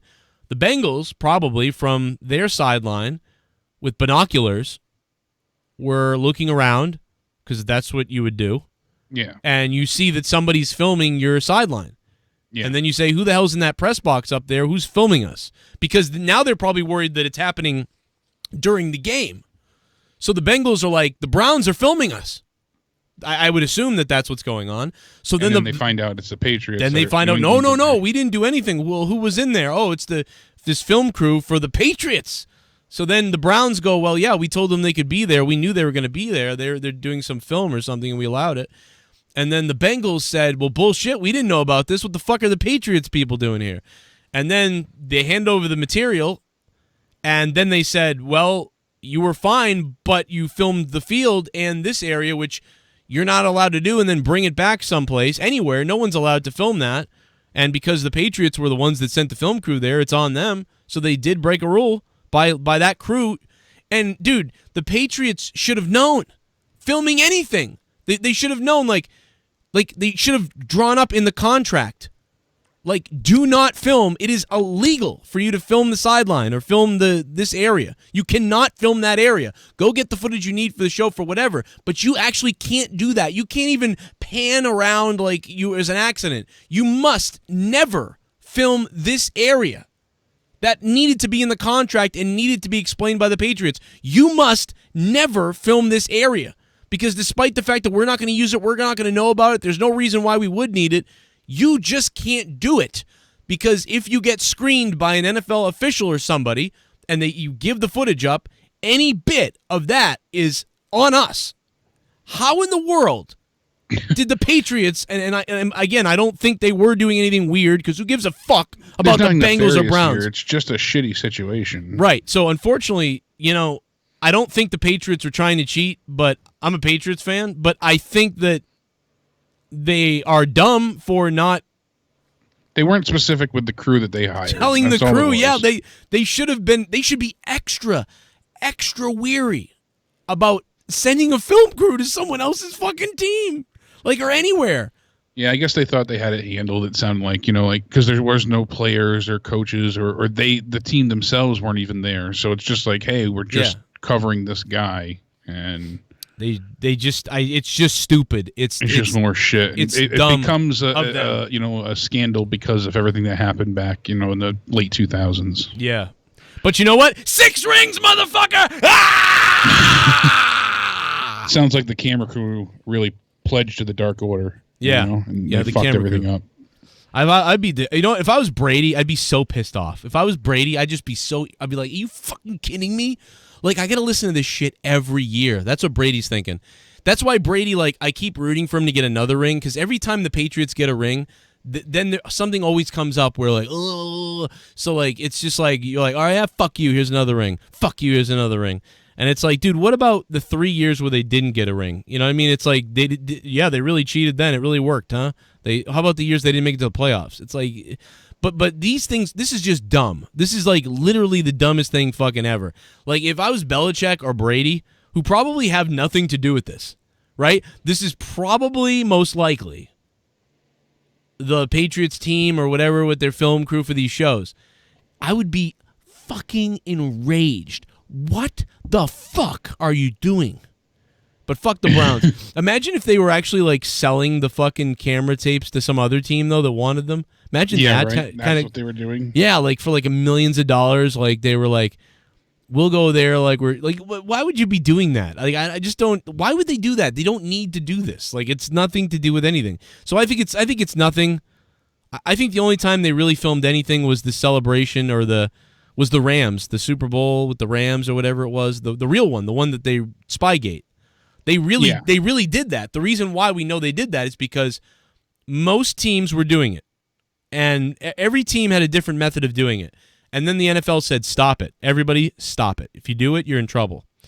Mangini was on the Patriots. Mangini knew where the Patriots filmed and what they did and how they did it. When Mangini went over to the New York Jets, Mangini was all sourpuss face because his team sucked and he's an idiot fucking coach moron. So he told on the Patriots. So they busted them and easily did it because he knew. He just happened to know what they were doing. So you could have done that with almost any other team at the time, but he knew and he was butthurt and he called them on it and they got hit. And that was the time that they really did spy on somebody with a camera. That really happened. The Deflategate shit's bullshit, obviously. Everybody with a brain knows that. Even the Indiana fans with brains know that. That's bullshit. This, to me, is just a dumb oversight. But at the same time, they're fucking retarded for even doing this. They literally, they might be retards. For allowing this to happen. Anyway, they might be as retarded as Raw at this point. Let's go back to Raw because football is making my head explode. for those silly situations. Eagles won in overtime. Motherfuckers. Should have been avoided. So I also appreciate what you said before. It was like Rollins had a shirt on that said "I'm with AOP" on the back of it. Like, it was that obvious. So that's what we're getting into now is Kevin Owens Seth Rollins makes his entrance. He interrupts the tag team match ending celebration where they're showing respect to each other. Both teams decide not to stay in the ring. They leave. He says he has business to handle, so he's calling out AOP. Owens comes down and says, they're not there. I brought the pipe, and I am the master of laying pipe. Here's what's going to happen. Or I'm going to kick your ass and AOP's ass, but I'm going to kill them first. Rollins says, I have nothing to do with them, and leaves the ring. So that was pretty much it for that point. Now, Sami Zayn comes out with Mojo Rawley, of all people. He explains that I'm not supposed to be on Raw. I'm a SmackDown wrestler, but I got around it because I have a manager's license now. And he said that I'm a liberator, not a manager, and I'm going to go ahead and, I understand how dangerous you are when you're in your own head. You don't have anyone to guide you. And you need to apologize for the time that you slapped Mojo before I can help you. Mojo gets on the mic, says pretty much next to nothing. His main point is that anyone can be tough if they have a steel pipe in their hands. And Owens grabs the mic, says, let's test that theory. He tosses the pipe to Mojo and then kicks him and drops him with a stunner. And then he lands on the pipe, funny enough. Yeah. It rolled backwards, and then he went up in the air and then fell on it. That was hilarious. Probably hurt. He then grabs the pipe, and Owens proceeds to beat the holy hell out of Mojo, shot after shot to his back. The welts that he did leave, Mojo posted pictures of, look friggin' brutal. That's like we said in the beginning of the show. Definitely PVC piping, not steel. But it looks brutal for sure. Gonna be sore. It wasn't a bad segment, but I of all people, Mojo, really? Like, I don't hate it, but I'm not crazy about it, honestly. And if this is how you're making your introduction to managing somebody, and the guy instantly who is already viewed as non-credible, who hasn't been on TV in forever, it's not like, oh, this is going to be his resurgence. We're pairing him with Sami Zayn, and we're going to make him important, because Sami has done a decent job in theory with Nakamura, helping him retain the IC title. So you look at it that way, you're like, oh, all right, he's been a good manager to Nakamura. So is this going to be, the second coming of Mojo, and is he finally figured it out? No, he's just there to get his ass kicked and to go ahead and be done for. So it feels like a waste. Will Sami Zayn, will he keep managing him going forward? That's what I'm saying. Is it just a one-off and he just did this for this segment? Yeah. Or are we going to see him with Mojo going forward?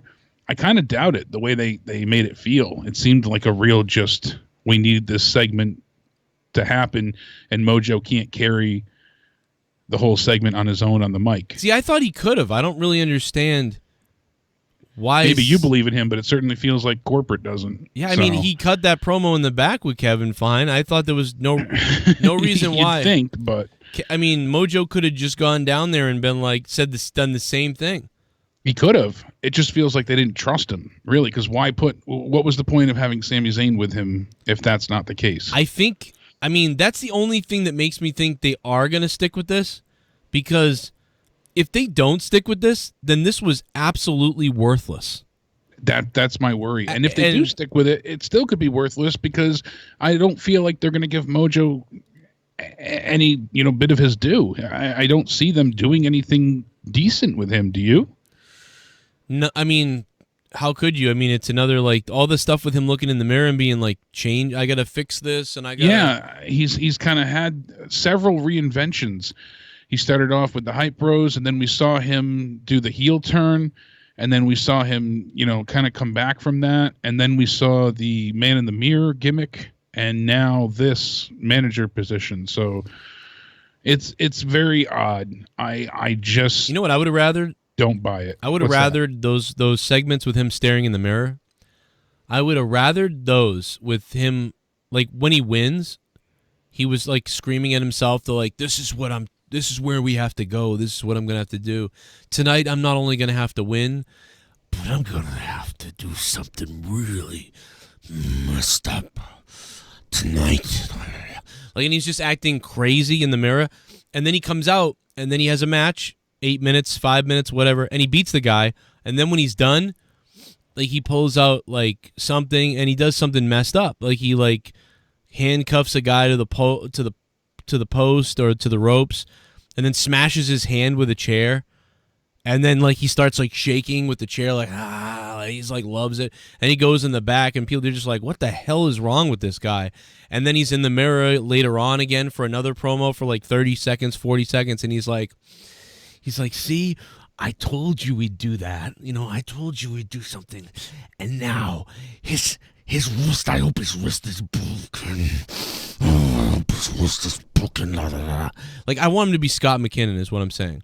So, like, I dead serious. Like, I want, and then they cut away. And it's like, man, that guy's, you know, that guy's demented. Yeah, he's like, what psychotic. the hell's wrong with him? And then when he goes out, then he maybe loses. You know, sometimes he's not impervious to pain.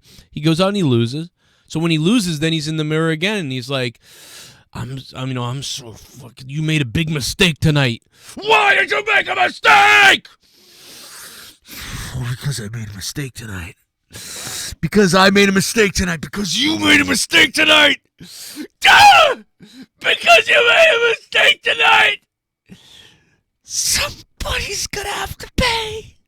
Like, and then they cut away, like, what the hell does that mean? And then, like, later on, he attacks someone in the back and beats the shit out of him. Or Let he him have smashes. Onision level freakouts. Yeah, I want him to have, like, Scott or Onision, like, somebody. And it's like, you could just keep doing all kinds of stuff like that with him. And then after, like you could even do comedy with that if after a while it, like, wore thin. You know what I mean? Like, he's in a fucking, in the line from the catering line in the back. You know what I mean? And somebody bump into him or something like that, and he's normal, like kind of like the Hulk, right? Back on the TV show, so the he Hulk just flops like a real manic. just flips the bipolar. fuck out. Like someone bumps into him in the food line for the fucking He's catering. bipolar. They'll say that it's a moral rip, you know? yeah. Someone bumps into him and he starts going like he's normal. He's like, yeah, I'm hungry. I'm really hungry right now. Well, they'll bump into him and he'll be like, "Oh, I'm sorry, that was my fault. I was standing here." Like you'd wait for him to explode, but really he'd be the opposite, you know. And then at times where like he's the one at fault, he'll be like, "What the fuck did you do?" You know, like have him flip. Yeah. No, like if you he can was have like so much fun with it, and even if he just started it up and then stopped it, like you know, like the guy bumped into him and then he was like, "Ooh, yo, we're really gonna hurt somebody now. We're gonna hurt somebody." And then the guy, like Kevin Owens, just looks at him and goes. Like, or whoever he bumped into and just goes, don't do it.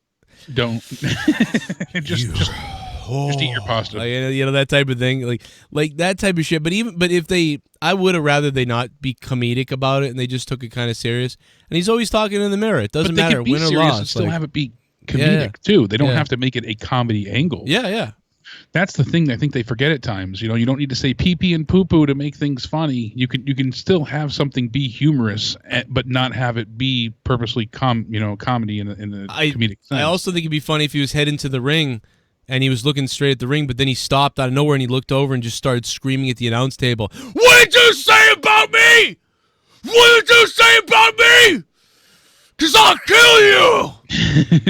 And then we just introduced you. We only said your name. And he's like, don't you speak my name. Yeah, we didn't say anything about you. Mojo, we didn't say anything about you. Have a good match, man. Just Hulk out. And he just fucking goes to the ring.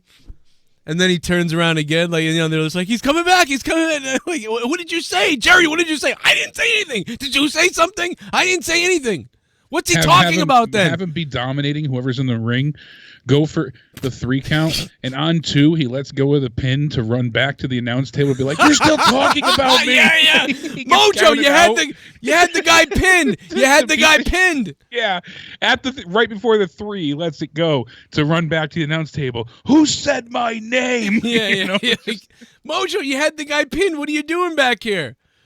It's like, oh my God, like. He's like, you could have ended the match. I'm gonna end you. That's when the bell rings. He gets counted out, and then this is your fault. Yeah. Then he turns back. This is your fault. Then he grabs fucking like whoever, goddamn Samoa Joe, and then just starts beating the shit out of him on the table. Dio Madden back for one night just to get his ass kicked again, you know? Yeah, Dio Madden's back. That'd be a hilarious gag if Dio Madden returned and then got beat up by Mojo on that gag. And then Once a month, Dio's he comes gone back again. just to get his ass kicked. You know, Vince would like that. I'm telling you, like, really, Vince actually would like this. I mean, like, that's fucking hilarious. Welcome back, Dio Madden. Obviously, those injuries from Brock Lesnar a few months ago, but it's good to have you back, Dio. Yeah, man, it's good to be back. And, you know, Jerry Lawler's like, I appreciate what you did for me. And then, yeah, like 45 minutes later, that goes down. Every time he's going to come out, you know, the 1 month off, just a little bit more fucked up. Like the first is just a hand cast. Dio then Madden he's walking is... with a crutch. Next thing he gets wheeled out with a wheelchair. You know, like, he just progressively gets more. He comes back 6 months. He comes back 6 months later, and then and then as he's leaving the ring, and Scarlett Boudreaux runs him over on her pole driving thing. ATV crushes his foot. Crushes his feet. He's got a fractured fucking fibia, whatever the fuck. Oh my god! You know, this is the kind of shit. Yeah, is it not serious? No, but at least it's entertaining. I mean, what was entertaining tonight? What made you? I chuckled because you had Charlie in one interview and Kayla in the next talking about, oh, you're not speaking English. Like that was the, come on, that's the highlight.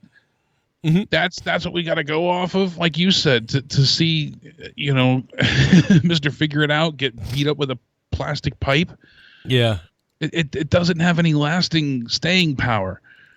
I mean, dude, like I just see. I thought Mojo did that. That figure it out. It was like it was funny. Like it was refreshing because it could be taken serious, but it was funny at the same time. It's funny, but it's like it's like think of the more angry and aggressive version of 21 Jump Street when the guy flips out on the acid trip or whatever, and he like runs through the gong. But that's Mojo in the ring and behind the scenes and stuff. And yeah, I don't want him costing himself matches too much, but that one gag would be pretty goddamn funny. And it's like, and it's all because of this mirror that he has. Like, I mean, just these stupid things. Like, it would be better than whatever they're gonna do with him. This is better, I think. Like, I mean, that's hilarious to me. And I do have a bit of a fucking dumbass humor, but I think Vince does too, and I think Vince would maybe buy that. Like, I think Vince would buy that storyline with Mojo and him screaming in the mirror and the freakouts and just the idea that and so that way he's not like protected, like he can lose, but he wins too, and he's always this amped up acid trip, and I think that would be great. Super chat. Bailey has the fattest, jiggliest ass. Ooh, yeah. Bailey has the fattest, jiggliest ass. Gentle on James. Thank you for the donation, man. Yeah, she kind of does. Shit, pretty big thing. Let's keep it real. They are mediocre. They are average. You have got a pair of plain ass testicles. They aren't anything to drool, tool, suck, or fondle over. They are just okay. They are plain ass testicles. Get over it, suck it up. Fuck Debay. Your plain ass testicles, thanks for becoming a $5 shit bum. How many shit bums do we have in this chat right now?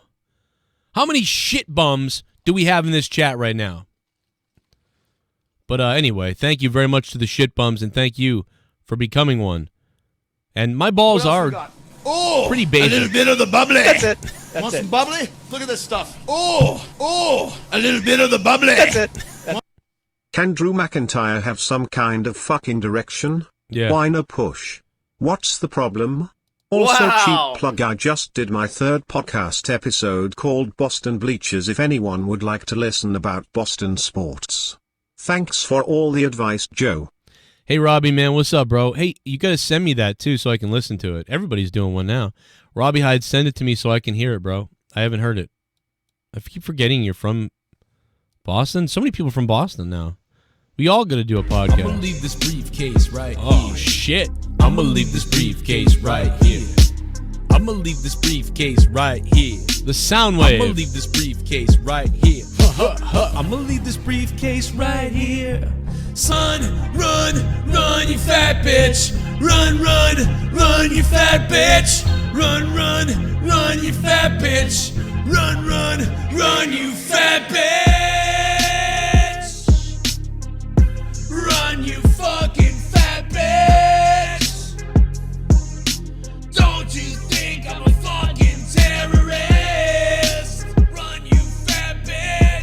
big tits, big bits, big camel toe all around your vag hole. He might have a bomb, he might turn it on. I might blow up and die. I'm gonna die to try, trying.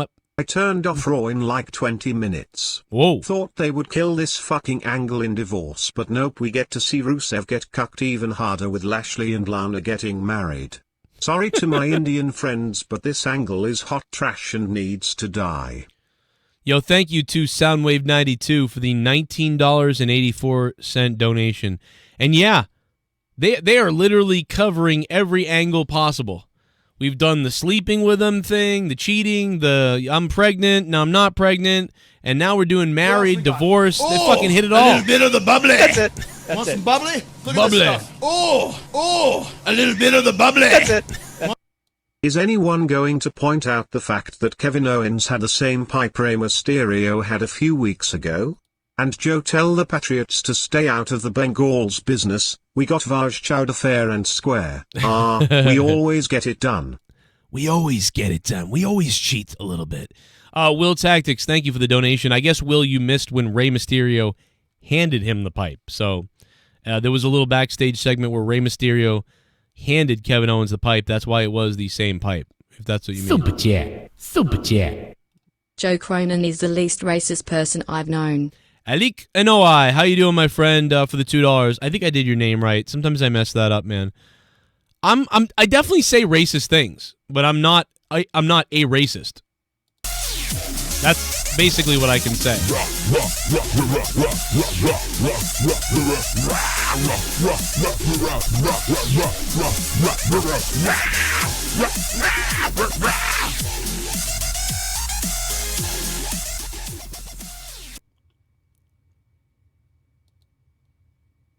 What the fuck? Why isn't this reading?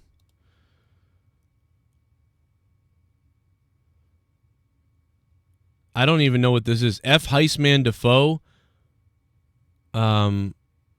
Mental capacity. Racist Drew. Bringing idiots like Alex Payne on his show who insults all of you fans while sucking off boring somebody.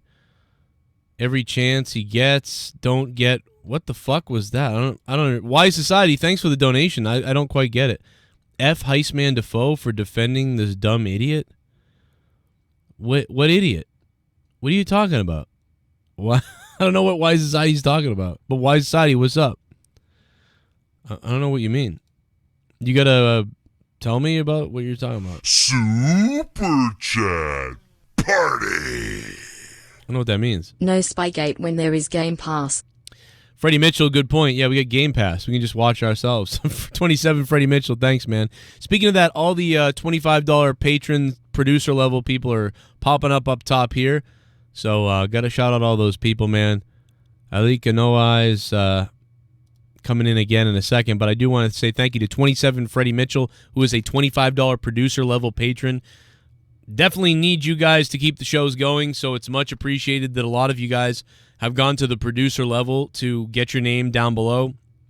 Every video when you're a producer, you'll have your name credited down below in the description box. And you get everything on Patreon that could ever be had. So that is much appreciated, especially during the holidays. You guys are still producers and people are still signing up on Patreon. We're almost back at 400 patrons. Give it a hell yeah! Thank you guys for the that. The redesign of the Intercontinental title was done purely out of spite towards Cody. The United States title hasn't been redesigned for over 16 years. The new Intercontinental title is ugly and poorly designed. You know something? I actually kind of like... I honestly kind of like it, but the problem is to me that it sort of doesn't represent what the Intercontinental title always looked like. It should be a squarer belt. You know, they could have redesigned it more square, and I would have been happy with that a little bit better, but I still think it looks pretty cool. It's still like, I still think it's like the best looking belt they have almost. But the problem is, it was the belt that didn't need to be redesigned. This was the belt that didn't need to be done. Super chat. Oh, defending ACH.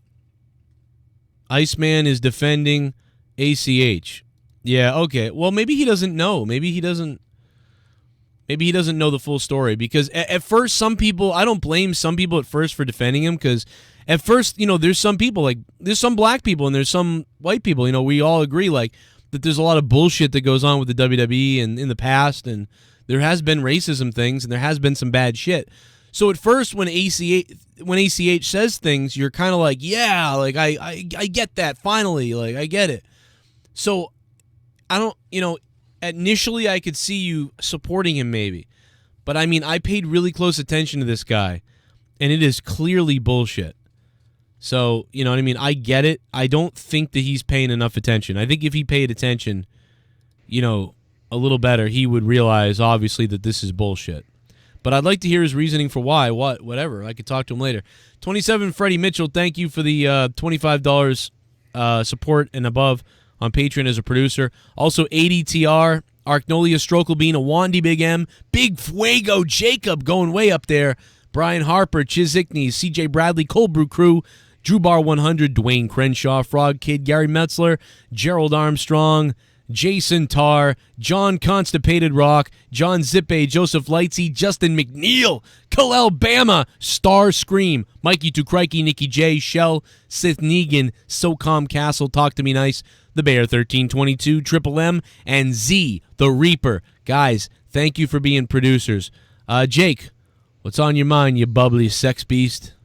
Well, next up we have Aleister Black coming out.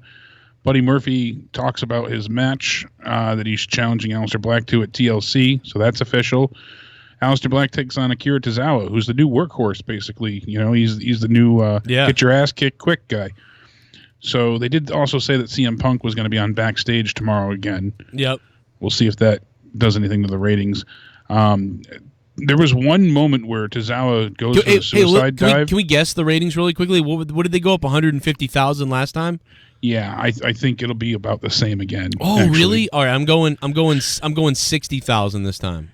Really? Yeah, I'm going to say they drop a lot, and I'm going to say it goes up. What was last week? Whatever it was last week. He went to 150 when he showed up. I think it's going to stay the same. So okay. I think it's going to stay at 150. Okay, so I think that it's going to go down to. All right, so yeah, I'll say that. So what was it last week? Do you remember? Was it 50,000 viewers? No, it was 120, I think. Oh. So he only gained 30. Either 120 or 140, because Seth was on.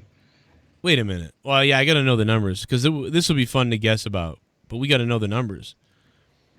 So, okay, so if there was 120,000 viewers last week.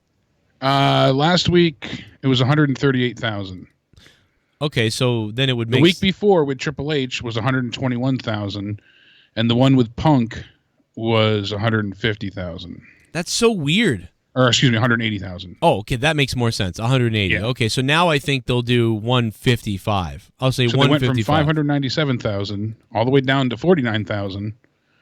Their first episode had 100,000 viewers. The first unveiling of Punk, November 19th, was 180. The Triple H afterwards was 121, and last week with Seth was 138. So I think with Punk back, they're going to be at 150. Yeah, well, I'll go 155. Yeah, that sounds right. I mean, I would have said 150 if they were at 80, because I think they're going to gain 50,000 viewers to whatever they're at. So that would actually put them higher. But yeah, but because the numbers are so much higher than I expected you to say the numbers are now at 80,000. So then I would go like 130, 140, but. Now that you're saying like they were already at 138 last week, for Punk, I mean, it might be higher. But I'm gonna go 155. You said 150, I'll go 155. Anybody out there, take your guess. I think that's right. All right, chat, take your guesses. In that ballpark. So yeah, Akira Tozawa goes for the suicide dive on the outside, and Black catches him with an incredible knee, just this jumping knee at ringside. Looked great. They really caught that well on camera. Short match, 3.5 minutes. You get the black mass. That looked great as well. Tozawa sold the hell out of it. Looked like he actually got knocked unconscious. And you see, obviously, Black sitting in the ring and Tozawa's just not moving. I like that when they really sell those moments. As we're later on in the night, Becky gets an insane elbow through the table and pops up moments after to stand there and get to the back. Those type of things are frustrating. So then we got the Liv Morgan video package. Like I said, the makeover of Liv Morgan coming soon. I can't believe this. That's infuriating. Then we have Humberto and Andrade. Good match from the two of them, but I just don't give a shit. I'd rather see Andrade wrestle a broom freaking stick at this point. It's just he looks like a Power Ranger that like and he looks so young too at the same time. It just I don't know. He has no charisma. It feels like he's very robotic. Like he's pulling off great maneuvers and he's a good wrestler, no doubt.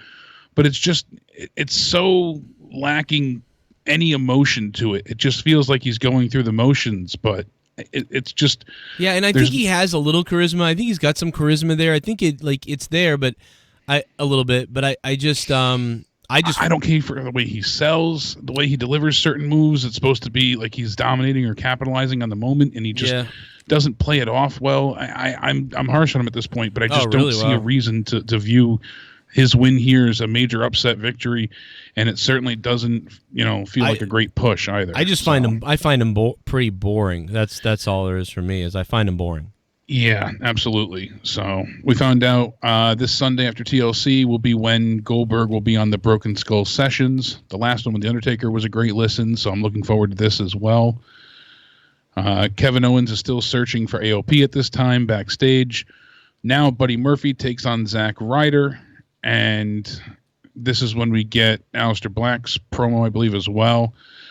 And, he said, "You made a mistake knocking on my door and picking a fight with me." Same rhetoric that he's been saying, but that's okay. We don't really need a promo from these two. It's all about getting to the match. I'm looking forward to that Sunday as well. So hopefully that'll be a good match with these two. I'm hoping they give them a decent amount of time. Murphy gets Murphy's Law hit and gets a clean victory over Zack Ryder. Then we see Kevin Owens looking for AOP in the back. He takes the steel pipe, air quotes there, into the van, breaks the glass, takes the mirror off, starts scratching up the back window. They're not inside. All of a sudden, they come out from behind, and they beat the hell out of him, slamming his head into the van and into the door. And then a hooded person comes out, and it's Seth Rollins. And he starts, come on, Cav, all his usual shit. And he eventually stomps his head into the concrete, and that was it. They walk away. So not the heel reveal angle that I really was hoping they would go with. It didn't feel as important or as just surprising as it could have been. Like we said, I know we covered this a lot earlier, but it really was underwhelming. And the beatdown looked really good, especially, the stomp looked good, the van being destroyed, all of it. But yeah, that stuff looked good. A lot of the stuff with Owens, I kind of liked it tonight. That part. It looked good. It just I wish this was in a different capacity at this point. It was like three different things mixing together to not kind of make something cohesive that you liked, but yet but two of the three things they were doing I liked. You know what I'm saying? Like overall I didn't care for it, but I respect what they went for. Yeah, like how it was delivered. I like 2 out of 3 of the ingredients, but the finished food was terrible. If that makes any sense. That's an excellent way of putting it. So Seth then comes back out. Now the crowd's booing him, and he cuts his Bret Hart promo, but doesn't have the same tenacity or passion to fire that Bret Hart had. Yeah, it's just like Bret was truly disenfranchised with the fans, and it seemed believable, as were Seth, built to his own demise. I feel like with Bret, the company kind of left him behind. He was at the top, and they just went with a different star. They went with a different angle. So I felt like a lot of what he said reigned true. He was kind of cutting a shoot as well as it being, a worked promo at the same time. He felt, as I said, disenfranchised, upset, undervalued, all of it. As were Seth, that's not the case. He's still the top guy. He's just the fans. He isn't revered like he used to be. So it reeked of being heavily scripted. It didn't feel natural. It didn't. And let me play a clip of Bret Hart right now, so you guys can hear a little bit of this. Maybe Jake's thing will trigger, but I feel like the sounds are just fucked. Bret Hart, this consonant Bret Hart, you're going to be terribly frustrated. Extremely frustrated over what has just happened. Whoa! Frustrated isn't the goddamn word for it! This is bullshit! we apologize, ladies and Screw gentlemen. me! Everybody screws me, and nobody does a goddamn thing about it! Nobody in the building cares, nobody in the dressing room cares! So much goddamn injustice around here, I've had it up to here! We apologize, ladies and gentlemen. Everybody knows it, I know it, everybody knows it! I should be the World Wrestling Federation champion! Get him out of the ring! Everybody just keeps turning a blind eye. You keep turning a blind eye to it. I got that Gorilla Monsoon. He turns a blind eye to it. Everybody in that goddamn dressing room knows that I'm the best there is, the best there was, and the best there ever will be. Cut him off. If you don't like it, tough shit.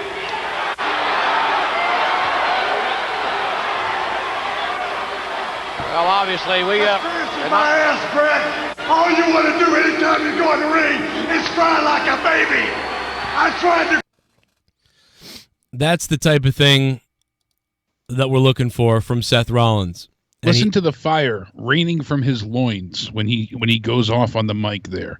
There is so much passion and just unbridled rage in his voice that you felt that as a kid, as an adult, no matter what. You felt what he was going through. You were able to connect, and even if you hated him, you still had to be like, damn, I get it. He made you understand what he was going through. He was able to convey such emotion and be so passionate about not just his career, but his livelihood. It really is. It can't be stated enough how powerful that promo is.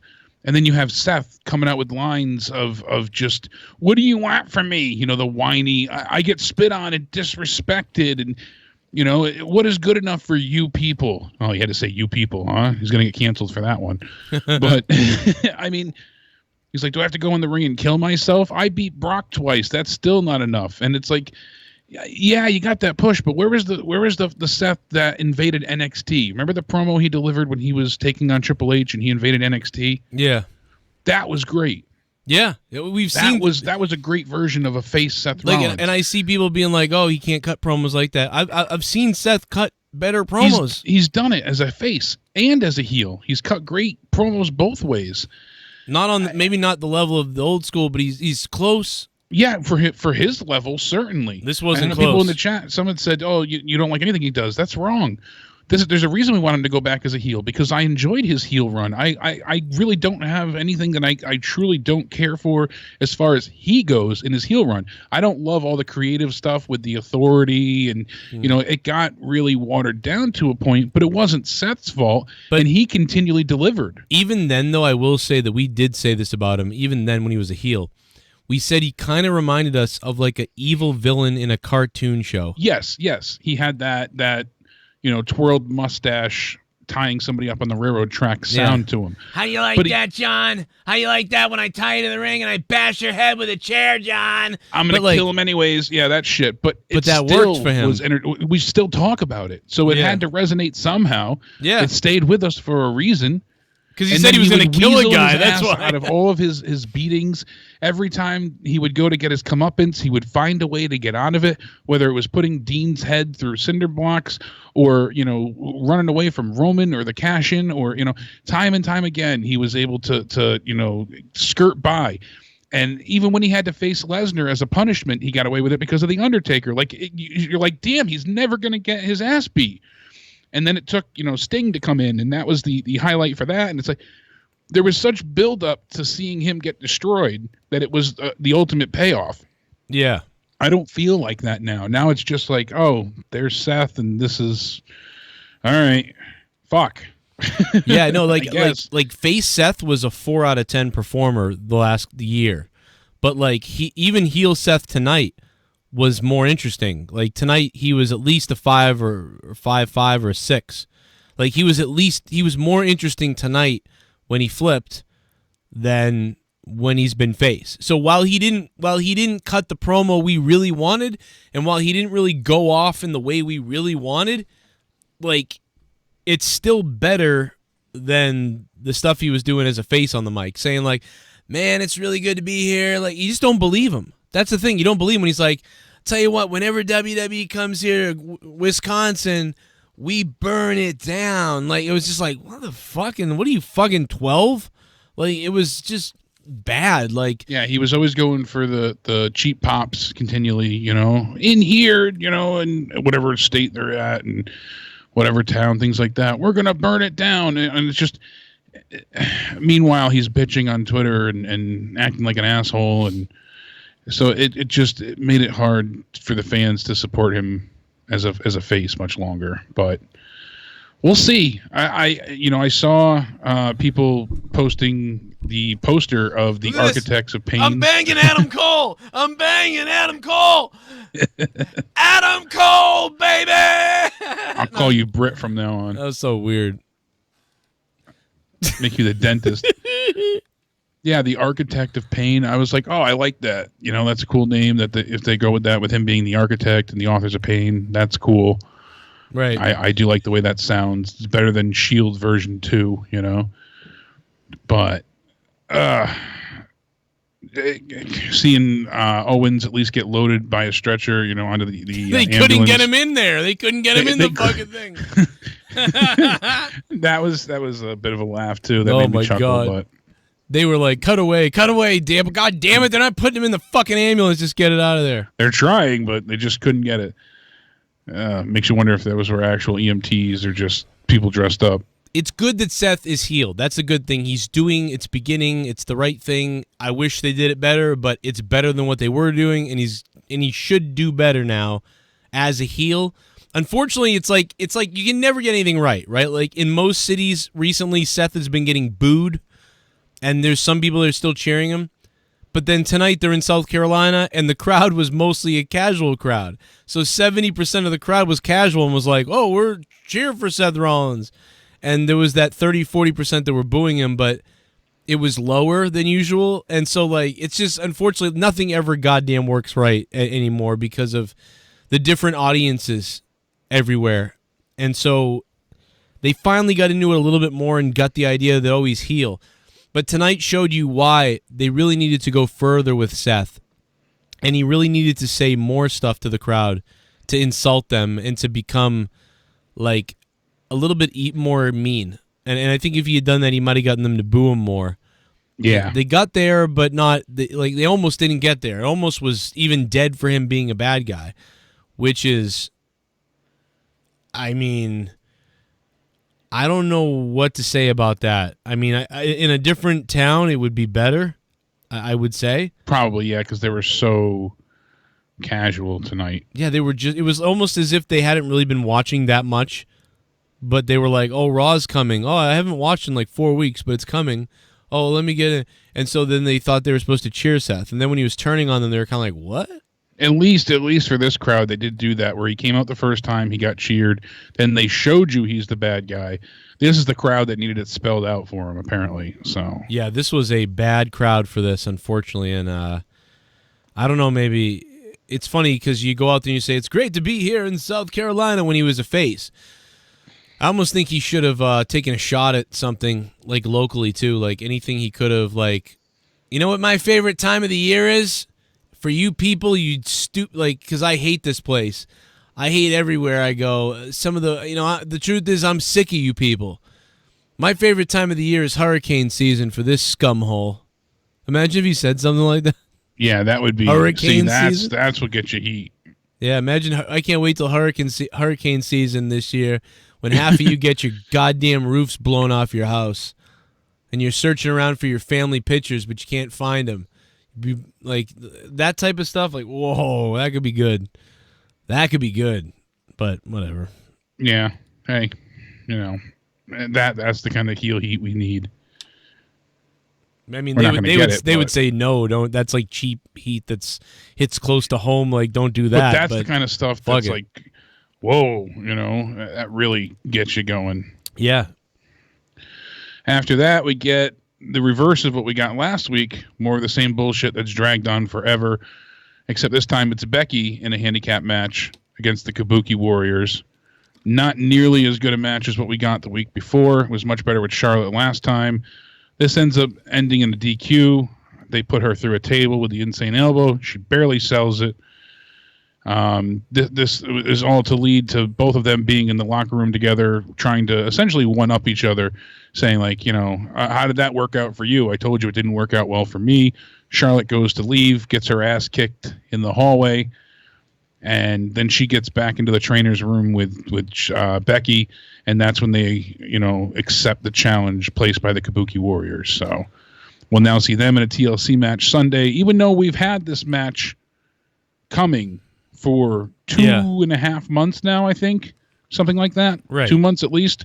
It took until the go-home show to get it booked. So, and yay. I didn't like all the other versions of this. And again, this is, once again, Jake, it's the same story every week to get to the pay-per-view. It's the retelling. But it's been the same story with these four, especially for months now. I mean, the Kabuki Warriors have beaten them multiple times over. I mentioned this a while ago, like when Sheamus first won the WWE Championship by accidentally putting Cena through the table. For the TLC match, if it ends up being a table stipulation or whatever they go with, or is it going to be where they have to get the belts down? Those type of victories, and you win the belts. It's like, well, it's not a straight up match per se. If it ends in pinfall, it's one thing. But if you have those stipulations and it's not a blow off match, it seems really bizarre, because it's kind of like, oh, you can win on a whim. It's that any given Sunday feel to it. I might be able to put you through a table today, but I still couldn't beat you in a straight up match. So, and they've proven that they've been the better women by beating them continually week after week. So, yeah, it's very odd. Yeah, it was okay tonight. I didn't mind it too much tonight, although the match with Becky was weird, but it was not a great match. They didn't click well. Some of the spots were flubbed. They did better with Charlotte, because Charlotte's match with Charlotte was the highlight of Raw. That was the match of the night, we said. Yep. But this tonight was a debacle. It really was. I mean, I think the only thing that they delivered well was the Shining Wizard, and even that was still not great. Yeah, they had a couple good moves, but yeah, the match didn't flow. It was impressive last week that Charlotte was able to, that they were able to make a 2-on-1 flow. Yes, and they did, and had an elegant nature to it. This was just a total cluster. Yeah, and I wasn't, like I said to the South Carolina people in the chat, I'm not saying anything bad about South Carolina. It's fine. It's fine in just South who Carolina. Attended the show doesn't seem to be those watching every week. And this is everywhere. Like I said, Boston would normally be a pretty hardcore place, but even Boston now is like, even like 10 years ago, you'd have 80% of or 75% of the crowd would be hardcore people, and the 30% would be casual people. I'd say Boston's now 50-50, but it looks like South Carolina tonight seemed like it was 70% casual. Boston's now 50. Yeah, at least. Yeah, like if there's 10 people going to a Boston show, 5 of them are like, oh yeah, like I haven't watched in a while, but like, oh man, it would be cool if Stone Cold was here. And you're like, what are you doing coming to the show? Like some of those type of people. And then there's the new people who've only been watching for 5 years who are casuals. But then there's the hardcore people who are like, yeah, I watch NXT and I watch all these things and I'm going to Raw. I hope it doesn't suck. But they're whatever. But so, yeah, we're pretty much got about everything done here. Yeah, we talked about Eric Rowan already. We said that. I still say there's nothing in that cage. No, you're right. No, the more I see it, the immediately when you said that. I've been saying it for weeks now. I'm telling you, there is not and especially by what he said, too. Because he yelled at the guy. He said, "What's the matter with you?" And then he grabbed the cage and he said, "I took care of him. I took care of him." Yeah. So he's almost taking Mojo's gimmick. Yeah, in a little way. bit. Instead of a mirror, it's a invisible animal in a cage. Yeah. When they said it'll be his spirit or some stupid shit. I'm telling you, man. When that guy ran away with that was hilarious. I started bawling, dude. Like, that's the one thing I'll say about Raw tonight, was there was a couple, like, I thought the Kevin Owens thing was kind of interesting a little bit. I thought because Owens was entertaining me. That's why I liked it. It wasn't the best thing, but Owens was entertaining me. But Owens was making this show more enjoyable than weeks prior, especially the last 2 weeks in a row. And it was interesting that Seth was finally going to say something as a heel. So yeah, he's officially a heel, because I was worried. I was genuinely worried when he came out and said, "Oh, I want to face AOP," and I'm like, "Damn it, they're going to backtrack." You know, I was hoping that because I wasn't sure they were going to go for the surprise angle yet. Because with Seth, you really don't know. It wasn't. I didn't feel like they were tricking us. I felt like more like, oh God, they're going to sour on the idea of him being a heel. That was my immediate worry. I wasn't sure until they went and pulled the trigger that they were absolutely positive they were going to go through with it. I think they were kind of testing the waters. I said slow, boring burn, but but honestly, I don't think I was right because in my mind, I thought this was going to take another 2 weeks or something. Yeah, at least. Which I didn't. I was like, that's crazy. I could have seen them, having a tag match at the pay-per-view, and then they could even do it where Owens inadvertently hits Rollins, and Rollins leaves him there to get his ass kicked by AOP, and he gets destroyed. And then when he questions Seth, he's like, "Well, why'd you leave?" "Oh, well, you attacked me first." He's like, "Well, you knew it was an accident," and like you leave a little bit of doubt. Like, oh, maybe he did just didn't want to, fight Owens as well, that kind of thing. But no, they just went straight for the reveal. They also could have, after Owens gave his speech, they could have gone on regular things as always for the next 2 weeks. And then 2 weeks in, Owens could be attacked in the back and, beaten the hell up. And then they could have made it a reveal at Seth, where instead of Owens being like, "I know it's you, Seth. I know you're working with AOP."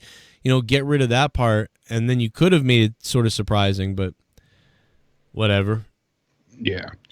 And then, obviously, the main event, I had assumed maybe it almost seemed like they were going to give AJ back the title tonight.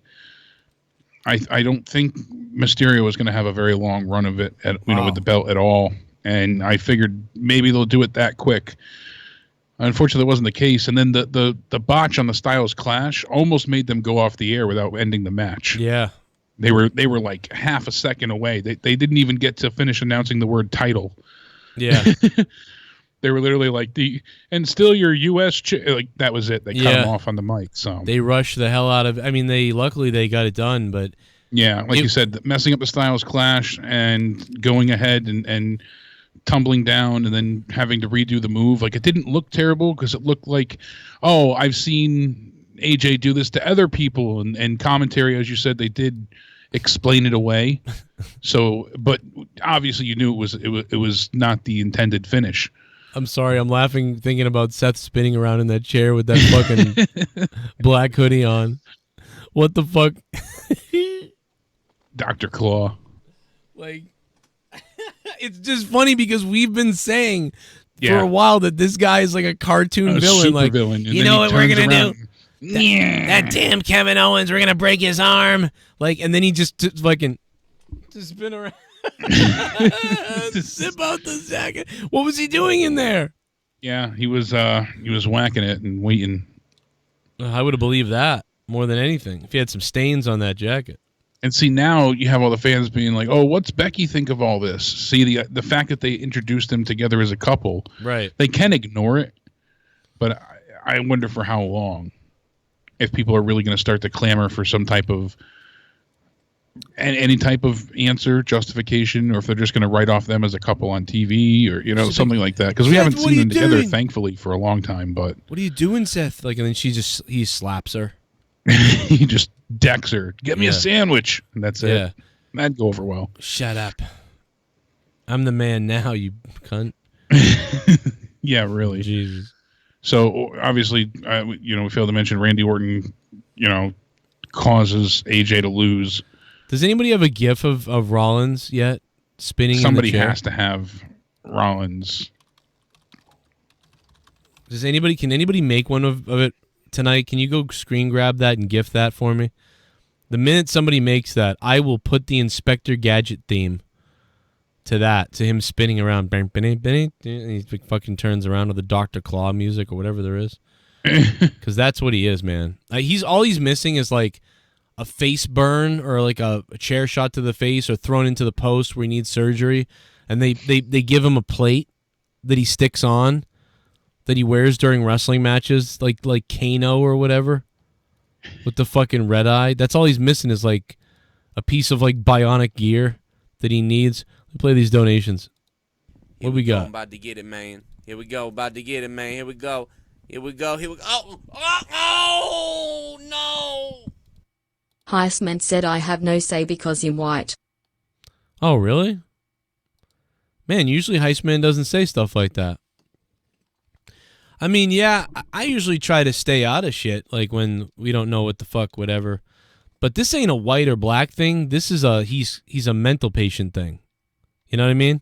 When somebody crosses the line of their racial feelings and opinions, then I think it's fair game because I think he's actually mental. But I don't think Heisman said that. Are you sure? I don't know. I'm not really sure. Heisman may not be paying attention to all the stuff that's been going on either. You know what I mean? Super chat. I don't know. Super chat. It bleeped out neck backwards. Alex sucks him off. Oh, Alex sucks him. Oh, okay. Well, yeah. I had to block that word because of the spam from the cocksuckers out there. But yeah, man, I don't know. Shut up and bend over.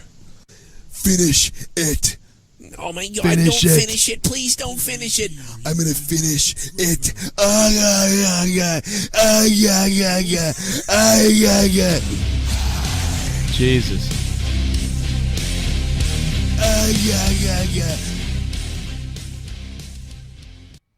CM Punk getting on TV every Tuesday and just straight trashing WWE is the best part of backstage.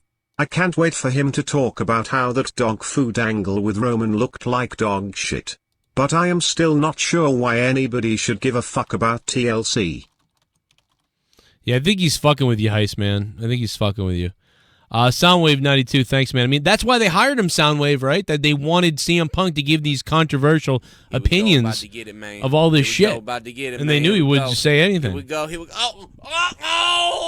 I'm Ryback and I'll fuck you. Even though Seth is heel, what else are they going to do with the rest of the roster? They can't book more than one storyline in WWE. What y'all think? Nate from VA, baby. What up, Nate? Nah, man, that's true. That's what it is. They book like one main storyline and then they're kind of running with 2 or 3 now. But I mean, yeah, in the past, they've only been able to deal with one and then it's not been very good one. And then all these other shitty little ones going on everywhere. And then they don't even do anything. They just go, let's get in there and wrestle. Ha ha ha. Yeah, that's basically it, Nate from VA. You're right, Nate. So, I mean, they need new methods of all this stuff, man. They need people to work there that aren't the people that are there. Call me up. I'm ready to work there at this point. So I tweeted out that if Ailstorm isn't the band for NXT TakeOver Tampa, I'm going to be pissed.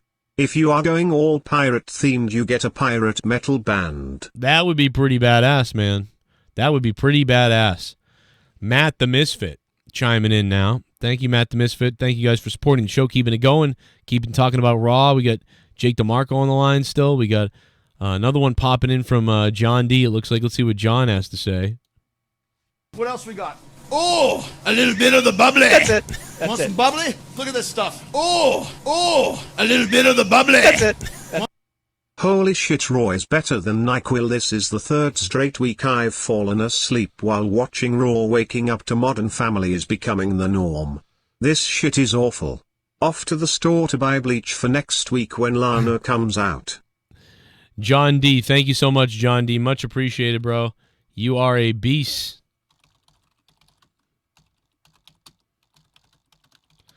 Let's hit up that Inspector Gadget, man.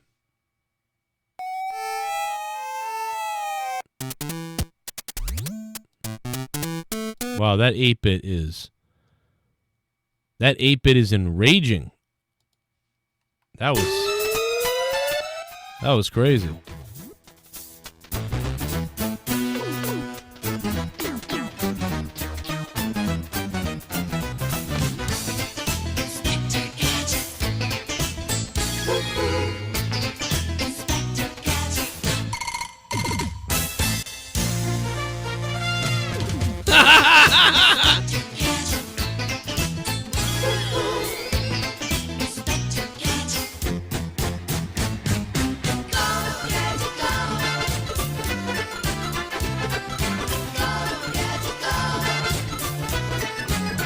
Oh my god, dude, what is this?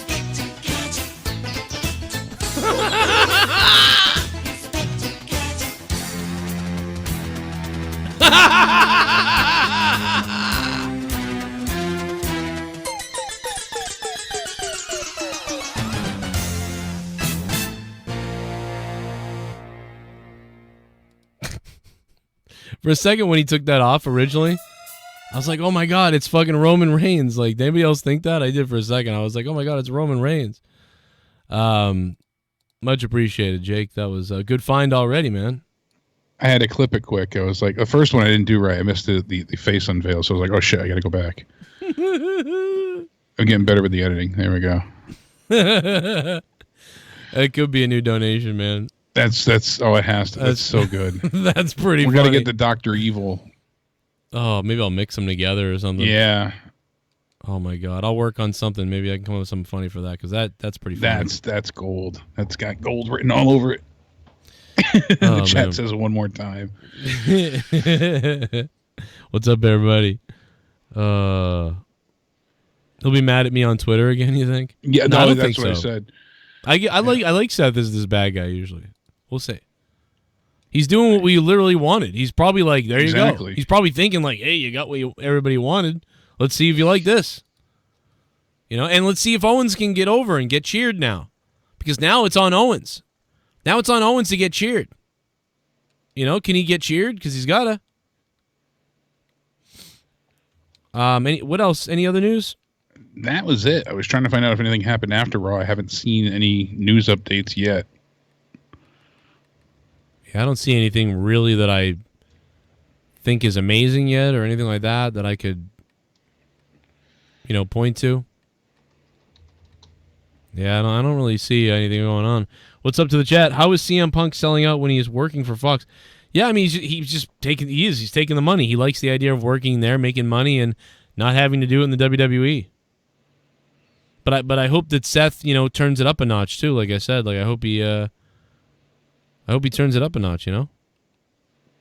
Yeah, really. It's funny to think with some of the releases that happened. You know, it's still for the most part, I guess they have 3-month no competes, and so Luke Harper. Brody Lee was basically going to be done in the spring anyways, from what I was reading before. Yeah, he wasn't. So now this just keeps him occupied with a no compete until springtime anyways. So it's not like WWE did something nice. Well, in a way they did, but then again they didn't because he still can't work. Yeah. They were like, well, you can go home now. You don't have to worry about going to all these things. But we knew he was under contract till spring. We said it was right after WrestleMania that he was. So now he just has a no compete in there. Well, that's funny to me. Yeah, I mean, we'll see what happens. And it doesn't mean AEW is going to start signing everybody either. I like how everyone says every time, you know, oh, they're going to AEW. They're going. I don't see the Ascension going to AEW. I don't even know if I see Luke Harper going to AEW. Honestly, yeah, all these people aren't going to go there. I could see them appearing. I could see AEW being like, hey, here's $8,000, show up. You know, we'll give you $8,000 to appear. Or like in a Rumble or something like that. I could definitely see that's like them doing these gimmicks to get the guys to show up on TV just for the ratings and the news. You know, but then the guy's not really in the company, but he showed up. You know, that, or, you know, like kind of like Impact contracts with, but like Impact is with everybody's kind of like that. Except for like Sami Callihan and a couple other guys, you know, Moose and people like that. But mostly there's like 70% of Impact is on, you know, day-to-day or mini contracts, you know, so I can see them doing a lot more of that. Well, we'll see. Yeah, it seems that way. They're also talking about Andrade and Zelina Vega going to be splitting possibly soon. It looked like they were setting that up. I want to go bang. They seem to be setting up tonight. I think that's a terrible idea. Yeah, it's stupid. Their chemistry together is great, and they're always doing it because of Charlotte. Not only did they build towards it tonight on the show, but on their YouTube channel. You know, Andrade blames Zelina for his loss, and in one of the Raw exclusives, they had an argument there. So it's like, why? He needs her desperately, I think. Yeah, this is bullshit. This is all because of her. Obviously, she works great in ring as a heel, as a manager, as a talking point. All of it. She is just it as far as it's all for Charlotte. Package. It's all for Charlotte and him. That's what it is. Feels that way. Bullshit. Aleister Black and Charlotte, these fucking idiots have to go hooking up with other people, and now they don't want to work together or whatever. Just so ridiculous because they were like they are perfect together. Away, it's just I don't know, whatever though. Yeah. Then Big Cass said, "Hey Janela, Say one more word about me and your life will end. Real talk. Hashtag how you doing? But then he deleted the tweet tonight. Jesus. And he then later tweeted, "It's a work, you morons." I kind of thought it was for some type of story they were doing.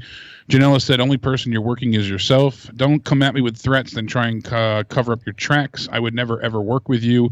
I gave you the benefit of the doubt and wished you well, but it turns out you're just a moron." So, wow. We'll see if this is leading towards something or if it is just bad blood. It's got to be. It's got to be real. I can't believe they'd play around with that after the mental shit.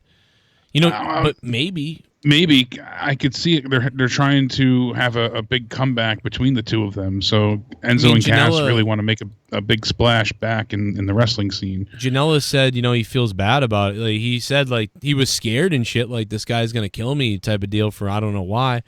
And then he said, Joey Janela said, but I feel bad for him because he's clearly got some problems. Like, and so like even though it was scary and the guy was looking to shoot me or whatever he said. So like I don't know, man. Like I don't know what to tell you. Yeah. And by the way, Joey Janela, man, he is now main event Janela. He's not back down Janela. Remember that, guys. He's main event Janela.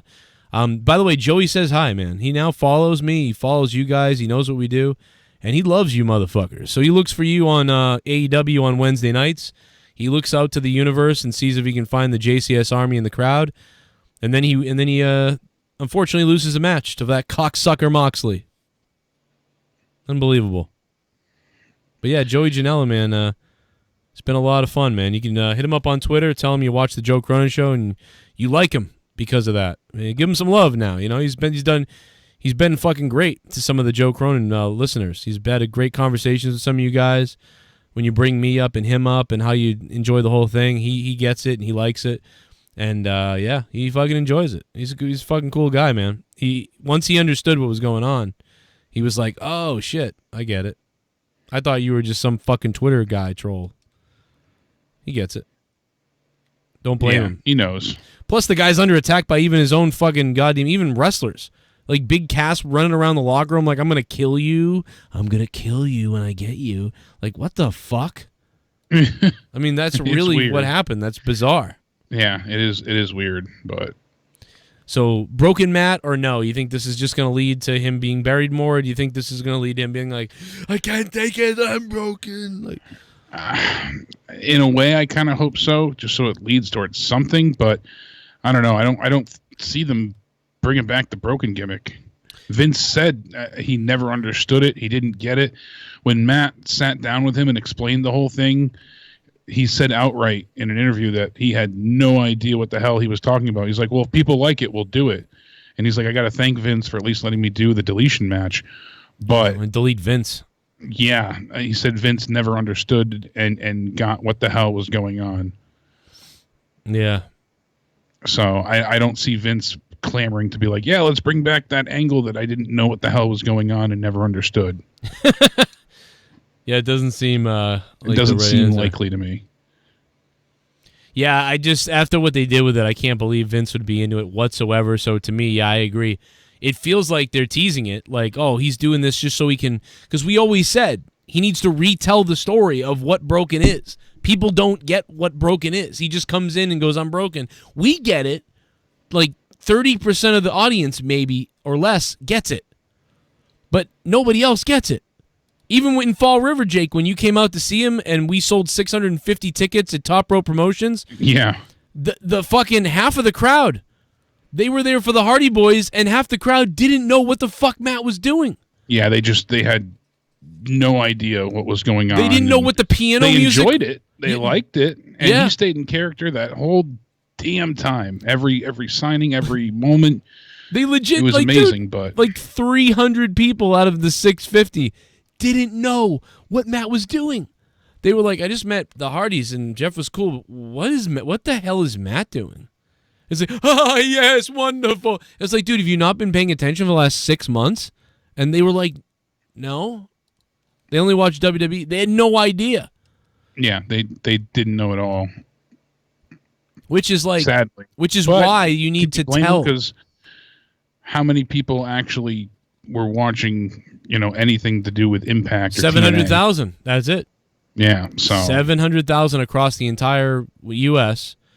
But most of these people were older fans who were looking for the Hardys. So that's why Vince needed to retell the Broken story, not just put the character on the air. The whole thing that made the character special was you saw how it developed, and then you were like, what is he doing? But then it made sense because you saw the development. Like, it all made sense. So it didn't make sense, but it made sense in a way. And so anyway, we're missing that little piece of the story and puzzle. So hopefully they can do that. But yeah, we're probably just going to get him losing and Vince using him for shit because just like you said, you want to wrestle, get out there. We'll use you, but it's not going to be to your liking. Yeah. I could even see him just saying like, "Hey, I want to help put over the fucking younger guys." Yeah, I can see him just saying because I mean his child was just born, so you know he doesn't want to travel all over the place. He mentioned that as well, so I don't know. I don't see it going back to anything near the Broken universe, which is unfortunate because where they left us, it was not like a outright cliffhanger, but it was just such an abrupt ending. Yeah. And then they went right back into, oh, Jeff's back, Hardy Boys. So, if anybody wants to drop a super chats are available, or the donation link is in the description box down below. You don't have to do shit. We've already hit the goal for the night. You guys blew it away. 294%. Unbelievable. Thank you guys for that. Yeah, especially during Christmas time and stuff like that. This is awesome. I have a great story about getting a Christmas tree today and a bunch of other stuff. It's going to be up on Patreon under my Morning Madness podcast. That's going to be up soon, so look for that. And speaking of that, I love the way you edited the Onision interview. Oh, the Onision thing? Yeah, we'll talk about that in a second, too. People don't care about WEP unless it's the big five. Oh, God. What is going on to San Jose Sharks referees? The pesky San Jose Sharks referees, always up to something and always screwing some team over somewhere. You sons of bitches. You damn Sharks. By the way, the Bruins lost again. Ever since the other day when my Bruins got I got praised by multiple people saying, damn, Joe, the Bruins look sick. Ever since somebody said that, now the Bruins are 3 out of 5 or whatever. I don't know, they lost a bunch of games now in three losses here. What the fuck? You cursing assholes. You cursed my team. But, yeah, let's see what else we got here as far as donations. Coming. What else we got? Oh, a little bit of the bubbly. That's it. Want some bubbly? Look at this stuff. Oh, a little bit of the bubbly. That's it. TLC means tables, legs, and cunts. TLC, yeah, it's going to be another forced pay-per-view with stuff that they have to do matches because they said so, instead of just doing them when they feel like they need to do it, which is certainly much better than doing this. So, absolutely annoying and enraging, Matt the Misfit. I am so done with these theme pay-per-views. The WWE needs to stop these themed pay-per-views and start putting concepts in matches.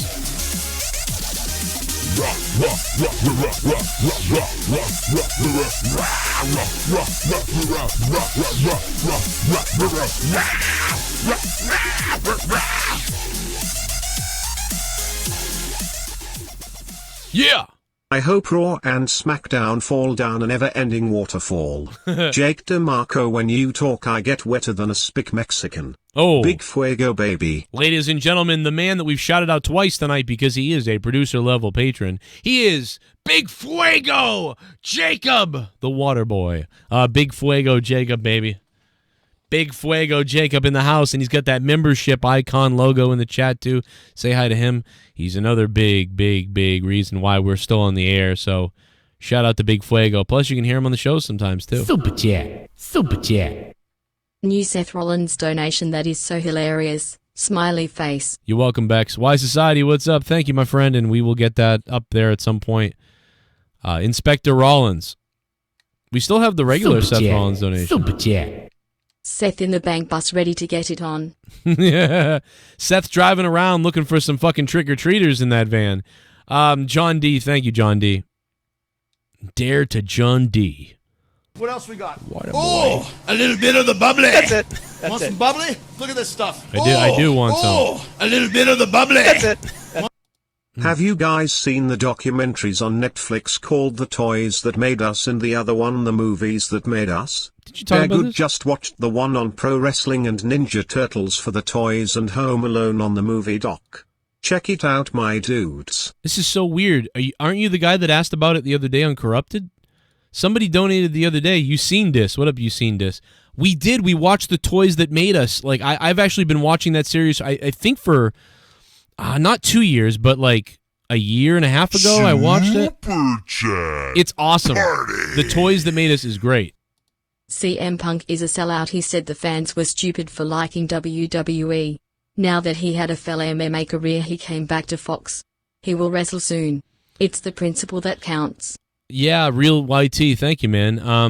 I'm not a big fan of what CM Punk's done either, you know. But listen, he can do whatever he wants with his career and do, you know, whatever he wants to do and whatever else. But I'm annoyed by him at this point. The real YT, to be honest, I'm annoyed by him. I'm disappointed that he didn't take a chance and go do something with AEW. I really thought he could have shaken up the wrestling world.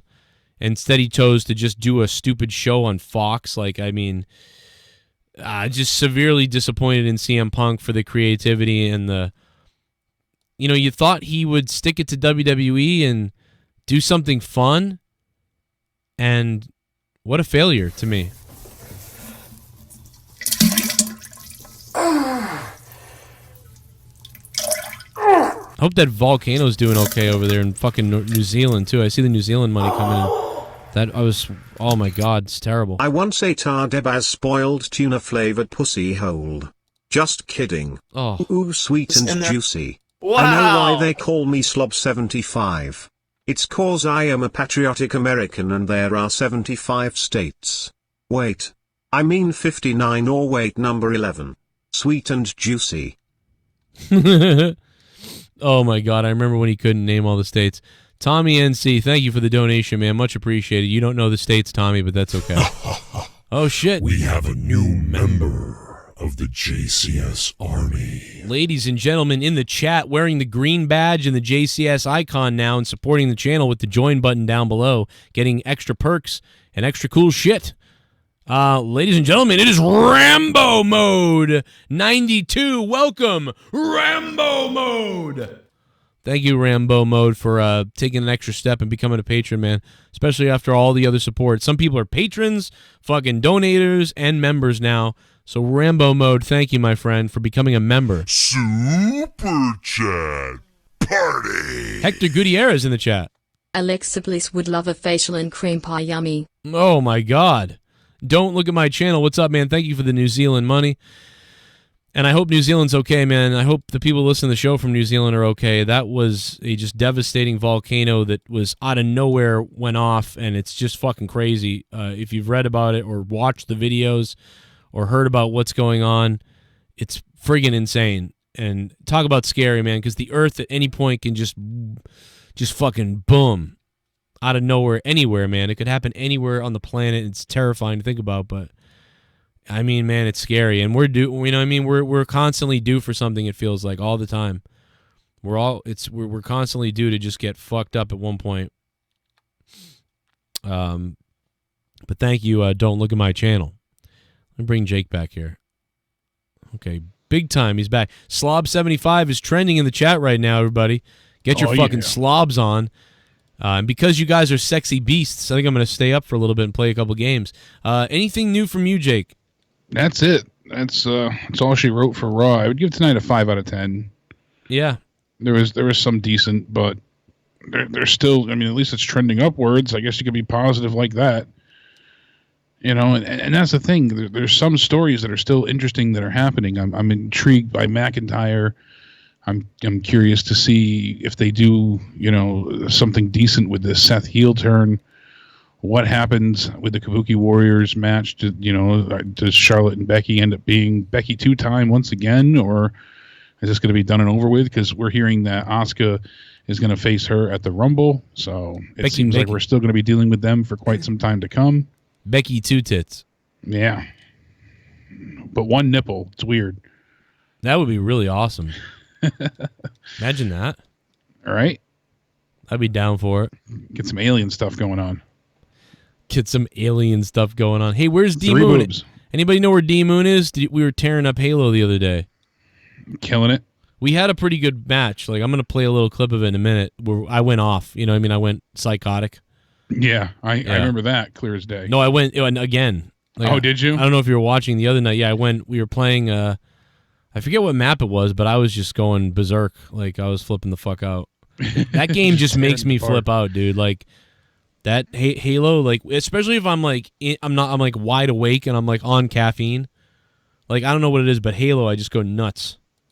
But if you're doing bad, it's not, you're not as happy. Yeah, then you're either yelling because you're stoked or you're yelling because you're infuriated. Yeah, and then eventually you're like, oh fuck. I think we did 3 and we went like 3 and 3, and I had 2 really bad games and 3 solid games and 1 mediocre. This is pretty good. And DMOON was getting better as we played too. So if we had a solid number 1, that'd be great. We need a solid number 1. And even a number 2 would be nice, because I was playing like a 2 or a 3, like probably a 3 though. I would be like a 3. DMOON was playing like a 4, but he was getting better and better, and I was getting better. So if we had like me, you're either on and you do great, or you miss and you're terrible. Right. It's never in the middle. I'm streaky in Halo. Yeah, I'm the same way I've always been. But one thing that's good about me that I'll do, even if I'm having a bad aiming night or I'm just not playing well, I will take a lot of shields. So, like, I'll end up getting a lot of assists and people will get a lot of kills because I'll take shields like a crazy person because I can't. I think it's the ADD. I think my ADD, like, I'll spin and shoot. You go from person to person? Yeah, like, I'll shoot one guy almost dead and then another guy starts shooting me. So then I focus on him and start shooting him and then I'll die. But then some other guy on my team will go, that one guy dies quick and then goes to the other guy and then kills him and he gets a double kill. So, like, you know what I mean? Like, I'm like a 3 or a 4 guy on the team. A solid 4, a good 3, but it'd be good if we had a number 1 player and even maybe a number 2 who's good as well. But me and Moon were doing okay yesterday for being... We were carrying some of the teams we played with, but whenever we had one solid player, it was like, we got it. That's all we needed, was just give us one guy who can play well.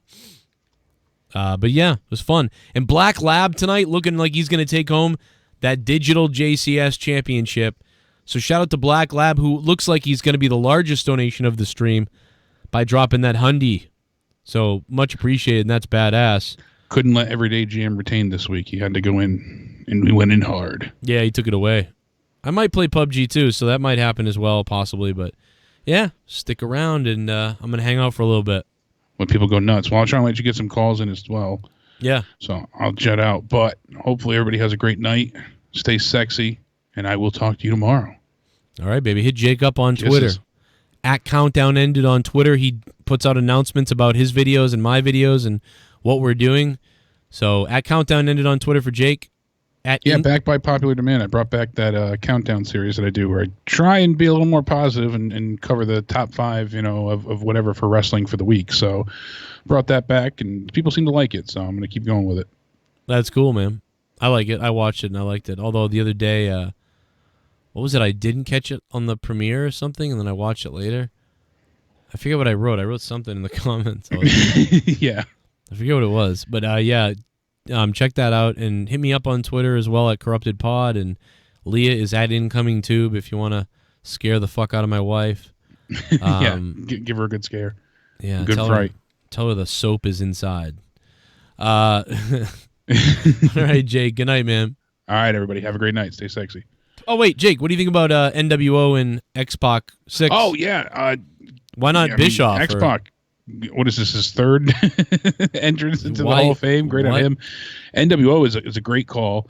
And same with Batista. Strike while the iron's hot. Batista, it was originally reported, Adam Ant said it over the summer that he'd be doing it this year. And I wasn't so sure, but that seems to be the case. So obviously he was right once again.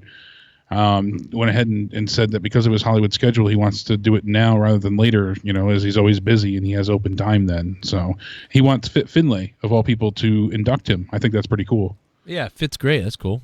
Yeah. I'm surprised they released it as early as they did, but it makes sense since the tickets go on sale ahead of time as well. So they're going ahead and obviously letting people know who's going to be there so people will buy tickets. Yeah. So it's a strong lineup for sure, though. The NWO is going to be fun. I'm curious as to who's going to induct them. and who else will be in the Hall of Fame. So would you think that like Eric Bischoff would be inducting them, or would you think Eric Bischoff would be in the group? That was my guess, but in a way, I mean, he created the NWO, so he's just as pivotal to them existing as. I can't believe he's not with them. Yeah, and the fact that they include X-Pac over him or even some other members beforehand is surprising. But hey, it's good to have friends in high places, I guess. That's what it comes down to. It's very strange to me. Yeah, it is an odd choice, but I'm happy with it. I can't wait to see all the build up for it that they do on the network, and then obviously we'll get all those, because that's always my favorite thing with wrestling is when you get the behind the scenes stories, the road wars and things like that, and it'd be fun to hear some of the history with those three more so. Right. All right, well, stay sexy yourself, and I wanted to hear what you. I hadn't talked to you about that yet, so. Yeah, I know. It's a hell of a thing. I loved your reaction to Ghostbusters as well. I can't wait to see that. Oh, yeah, man. I'm excited. Yeah, I'm ready to do a bunch of podcasts on the Ghostbusters and a lot of movies and stuff that are coming out in 2020. Like you said, the 90s is coming back strong. Nostalgia is a hell of a drug. Yeah, it feels so weird, man. It does. And the Ghostbusters, I think I said everything I could say about Ghostbusters, but it's like I'm kind of surprised. I'm worried that the kids are going to be it's going to be kids Ghostbusters. I don't like that, but I also like that it's a different story.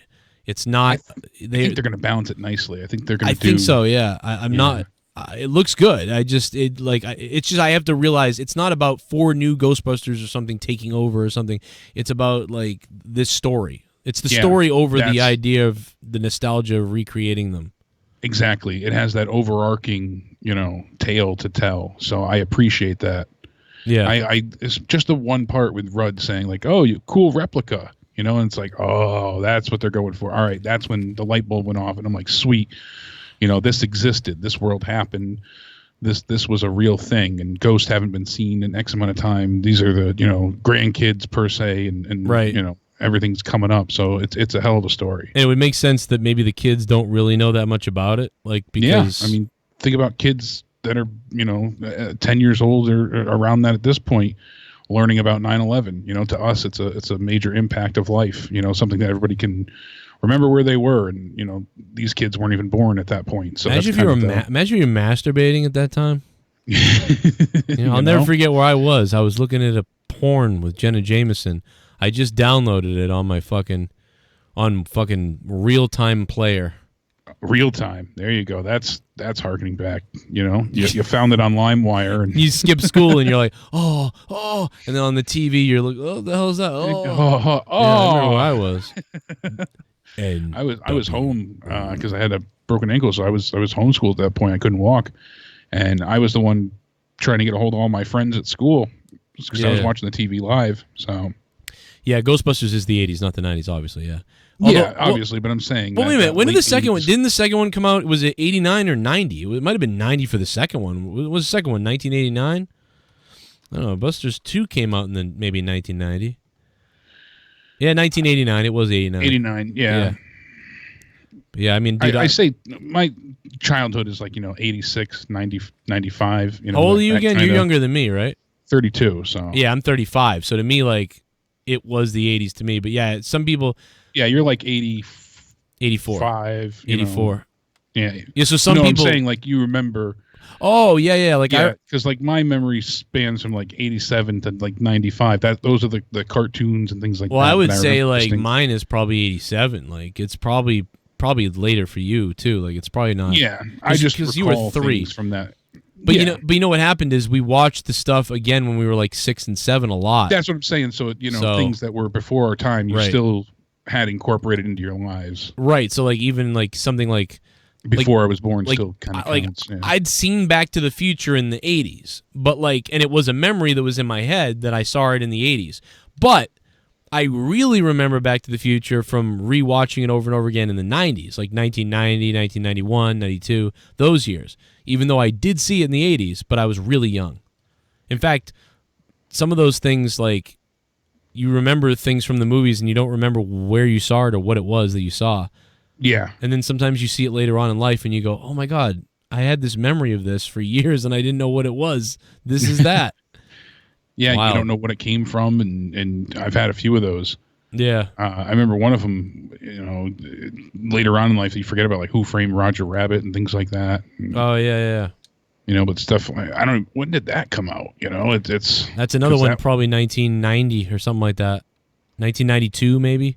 Yeah, had to be dead serious. Probably 1988. Wow, really? See, we probably watched that was it a then. big one. That E.T. as well. Wow, I really thought Roger Rabbit was 90s.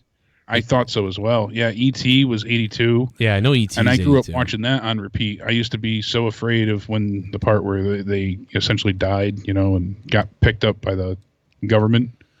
Yeah, I masturbated to that part. Run in the other room and be scared shitless. I masturbated to that part. Oh, see? So. Oh, by the way, and yeah, Denise told me some terrible news. I didn't know about this, but Odo from Deep Space Nine died. I didn't even know that. Oh, really? The other day, Odo died. The guy who played it, yeah. And then on top of that, Deanna, Marina Sirtis from TNG, her husband died.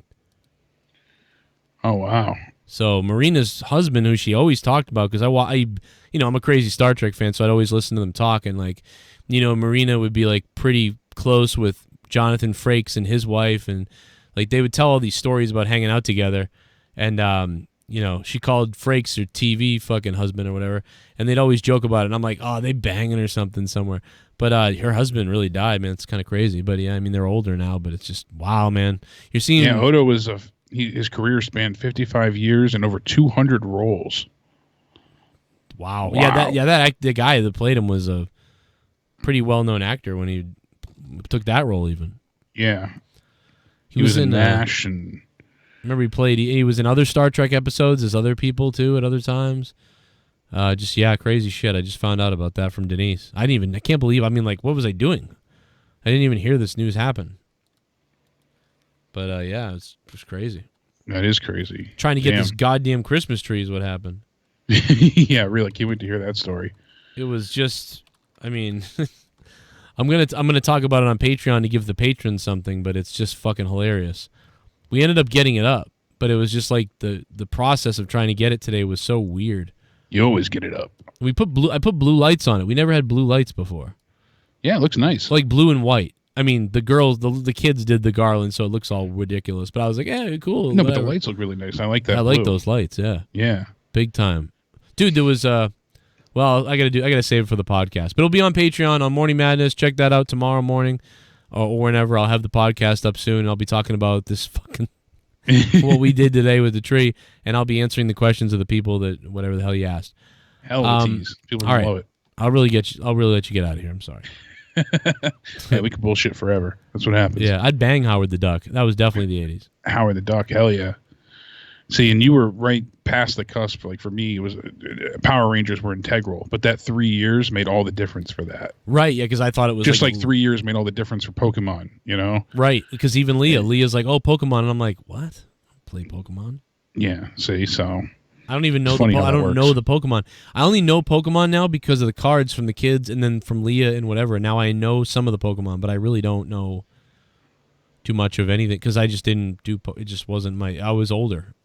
My friends, they weren't even like nerdy or anything. They just, for some reason, it became such an obsession, and they were beyond with Pokemon. I mean, like beyond obsessed. And these are, sports playing, non-video game people. They got into the anime, and when that Pokemon movie came out, I remember I'm trying to find out when it came out. The first movie there, I think it was 99. Yeah, 99. So I was 12 at the time, and I remember my middle school friends dragging me to go see it in the theaters. Wow.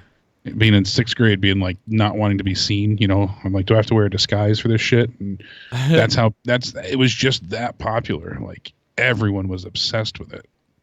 Yeah, that's crazy. Like, yeah, I never experienced that with that. It was all, it wasn't even, it was beyond a fad. It was insane. I don't remember what we were doing. And that year it was all about music for people. Yeah, me as well. I was huge into music at that point. So yeah, instead of Pokemon, we were like, looking for fucking metal bands and shit. Yeah, and I was, I Slipknot self-titled stuff like that, Yeah, exactly. And I listened to everything from pop to metal to rap and all over the place. I would listen to you fart in a cooler. Yeah, it was 99 for Mate Feed Kill Repeat, and a buddy of mine ripped that for me. And then the self-title came out not long after that for Slipknot. Well, I will check what you sent, Y Society. I see your super chat coming in, man. There we go. All right, Jakey Pants. I'll see you, I'll let man. you take some calls. Make sure you kill it. I'll talk to you tomorrow. Stay sexy, everybody. Love you. Much love, baby. I told them I'd also shout them out, ladies and gentlemen. I got to shout out my buddies over at Big Time Wrestling. If you are on the East Coast or anywhere in the U.S., but on the East Coast especially, everybody check out Big Time Wrestling. They have events coming near you at some point, especially during the summertime. Check the events list on Big Time Wrestling's website and Facebook page, Big Time Wrestling. Here's a little bit of me working with Big Time Wrestling. Drop kick to the face by Goods. Gotta wonder what the heck Flex pulled out a second ago. Oh my goodness! Teddy Goods! Wow! Thunderous shots by Teddy Goods to Flex Armstrong. And now Flex Armstrong into the steel guardrail on the outside. And if you paid money for front row tickets here at BTW, then the money's just coming right back to you, because this is intense. Taking a little too much time, and here we go. Wow, vertical suplex there by Flex Armstrong. Up, here he comes. Look out! And Flex up to the second rope, off the top. Whoa! Handle and Teddy Goods cut him off. A big shot to the chin, and there's some chin music on the super kick. Flex Armstrong, though, kicks through it. Big time cutter in the center of the ring. Oh, wait a minute. Oh, a big knee. Caught the champ right in the jaw. Teddy Goods. Suicide dive on the outside. Here he comes. Oh, Flex moved the referee into the way. He said, I'm okay to go. Oh, look out. Oh, Goods caught him in the... And another cutter. I think his head hit the belt. Teddy Goods with another huge cutter. This time... right on the plate of the belt. On a spear by Flex Armstrong. Are you kidding me? Now the referee's up 2. 3. Oh, no. Oh, so close. Oh, right across the back. He used Teddy Goods' belt. Oh, whoa. You gotta be kidding me. Oh, he's out. The referee called for the bell. It's in Lynn Masson. Oh, give me a break. The fan just tried to slap his hand, and now the fan, I think, might have threw something. And I think, oh my goodness! What the hell is... You gotta be kidding me, Flex Armstrong! Flex Armstrong just attacking a fan in the front row. That's right, folks. Come to Big Time Pro Wrestling, Big Time Wrestling. Yes, you could be assaulted just like that guy was by Flex Armstrong, ladies and gentlemen. BTW has a schedule out this summer, and I will see you at some of those events for Big Time Wrestling. Mostly a lot of football stadiums, a lot of different places. They always have a lot of big stars coming out there, but they have a lot of stuff going on. So Big Time Wrestling, definitely check them out. You've probably been to a show or two if you've gone to any independent wrestling events. They have January 4th, Big Time Wrestling. They are in... Spartanburg, South Carolina. So all you people that watch Raw tonight, South Carolina. And ladies and gentlemen, guess who's coming? It's the NWO. Kevin Nash and Scott Hall. Big Time Wrestling. Make sure you check it out. Let's go to a phone call real quick. 317's on the phone. Hello. And they hung up. Howdy. Look out. I don't know why, but they hung up. I was ready to take your call, and then you hung up the phone. I was so ready to take your call. Why did you hang up the phone? I don't know. But yeah, they're great, man. BTW's great, and I've wanted to call for them for years. I mean, I've been calling wrestling for like 11 years now. I've wanted to call for them for a long time. Way back when I was calling hockey games. And there's nothing funner than hockey games and pro wrestling. There is nothing better than those two things. That being said, I got to get video games going, man. I want to get some video games going. I will take a call or two if you guys want to call up. But yeah, what the hell was I gonna play? Oh yeah, I know what I was gonna do. I'm sorry. Let me get to it real quick. I'll get it on. I had a freak out the other day in Halo, so we're gonna throw some of that up. Take a look at that. The one match where I was just kind of losing my mind. Why Society? I'm gonna check Twitter too and see what you're talking about here with the Twitter account. So we'll see what's up here. I think it was this game where I lost my mind.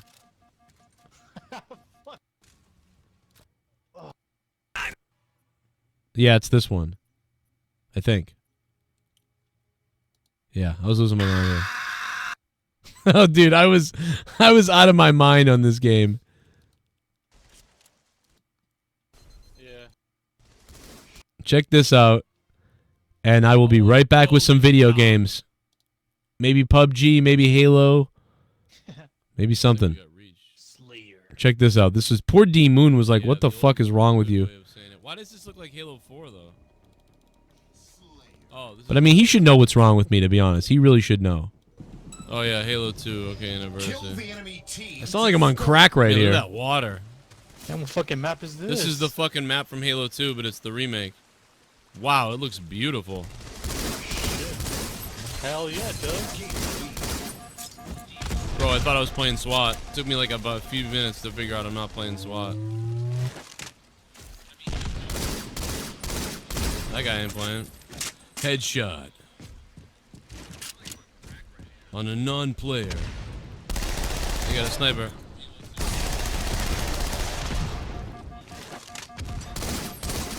Gotcha, bitch. Your team's fucked. This guy's coming down the hill, coming to the ramp.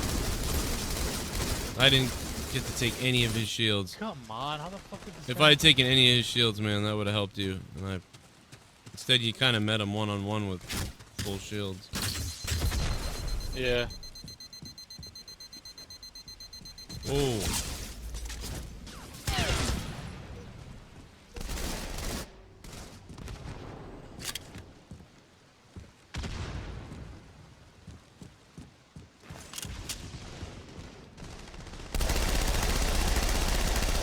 Super Jack. Super Jack.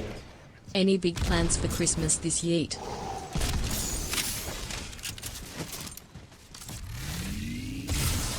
Oh! In the fucking head!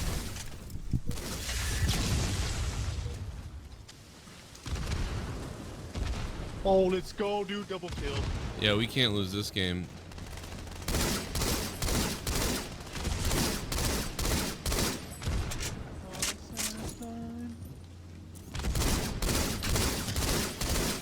Remember when you fucking sang that? Yeah.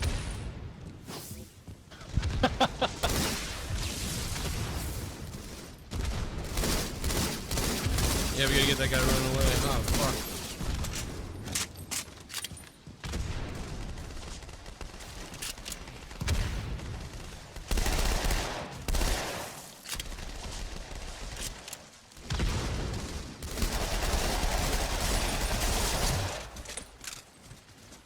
Yeah, motherfucker! Dude, this map.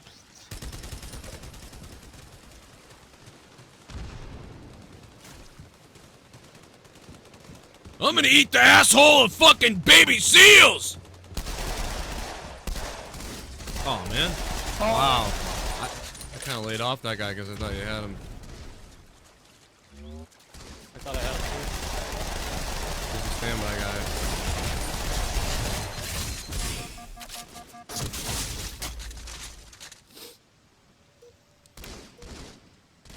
Whoa!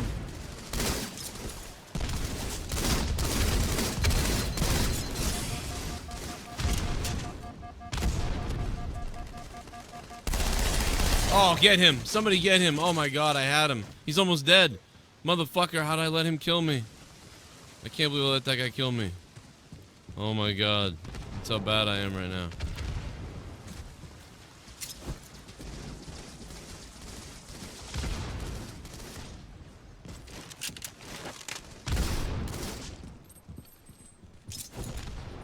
Shit. What the fuck?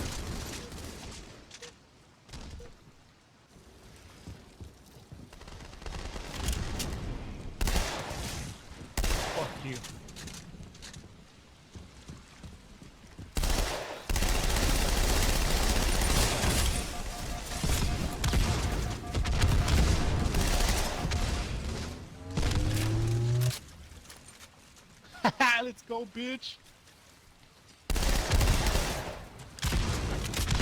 He's coming.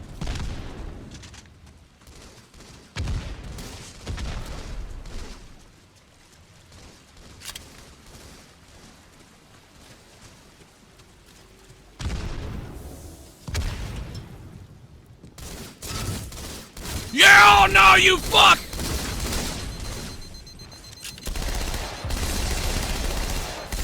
Yeah, motherfucker! Ah!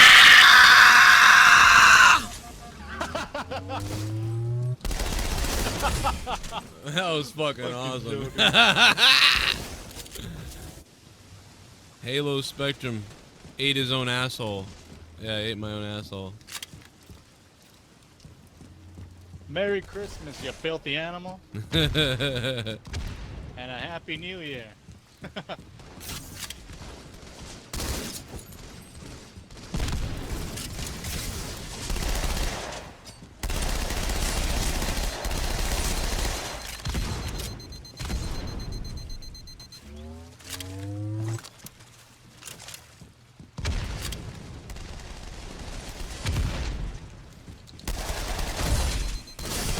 Yeah! Merry Christmas, you motherfucker! Ah! Boom! Oh, here comes the boom! Ready or not! I'm gonna fuck your mom! Boom! Here comes the boom! Ready or not! I'm gonna fuck your mom! Ah!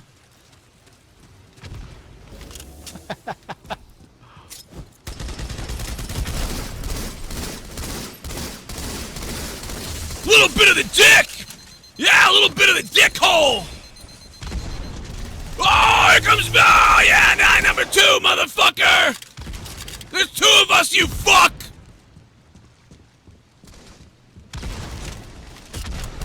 Come on, where are you? Yeah! Boom! Yeah!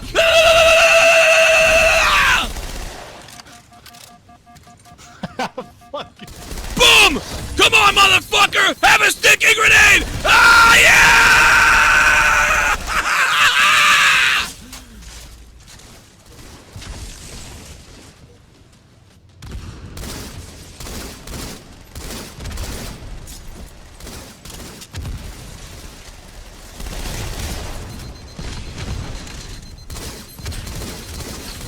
Fuck that.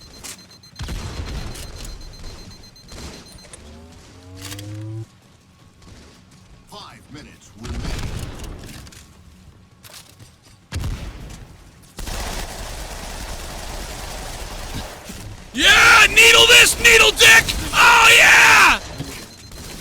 Yeah!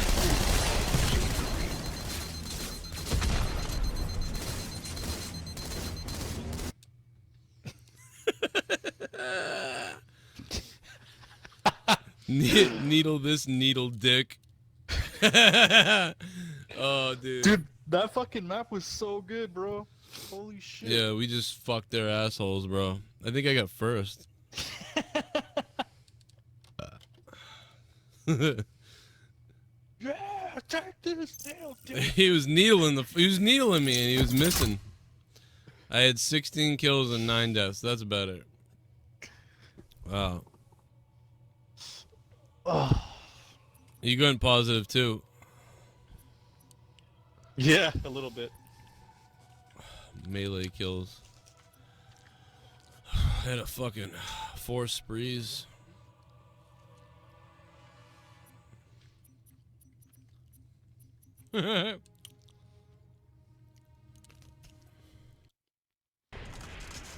Fuck. Fuck you, bitch.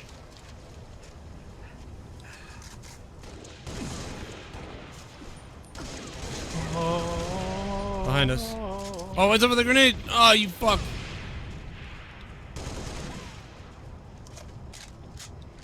You know we're down here.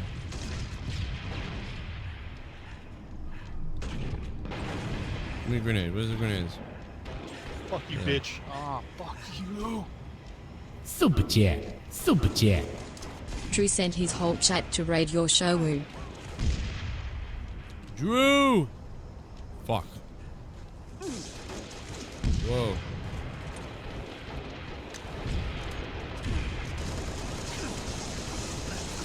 Oh, god damn it, he's almost dead.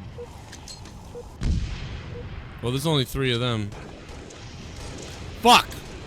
I just killed my teammate. I just killed my fucking teammate. All because I didn't see him. I threw a fucking stupid grenade again. Yeah! Oh, wow.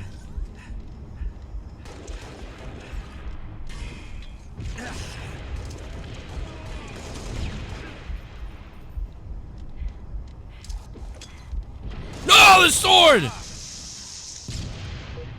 I didn't know there was a fucking sword on this map. What the fuck?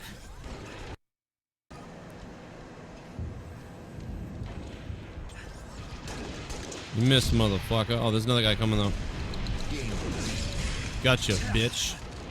Come get some dickhole.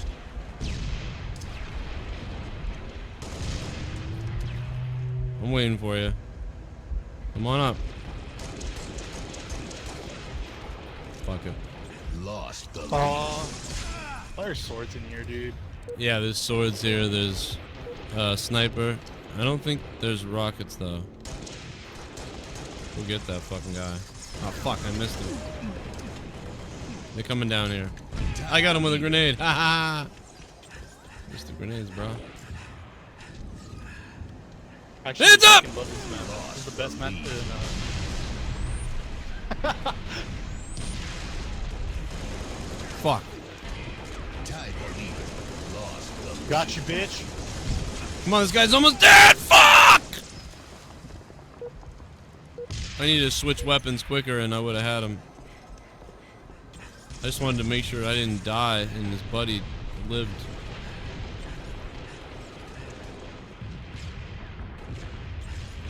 Tied the leader. Lost the lead.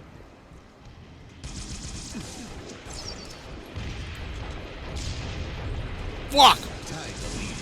Lost the lead. Ooh, I got you, bitch. Ah. Their whole fucking team. I wish I didn't have the needler out. Shotgun.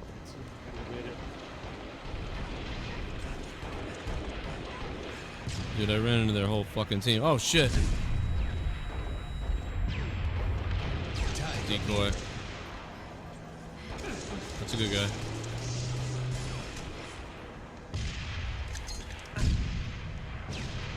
Decoy. Gain the lead.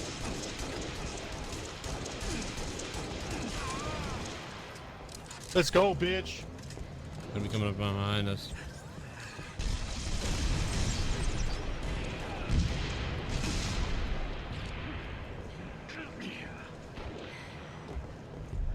Yoink.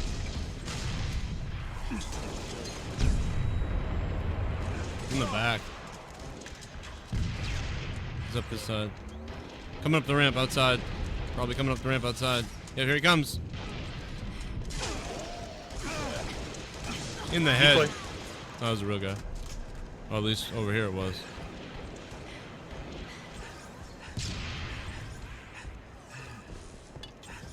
What up, guys?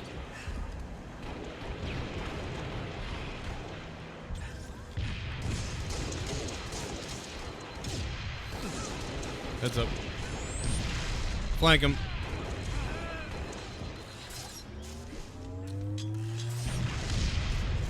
Fuck, I walked right into the grenade.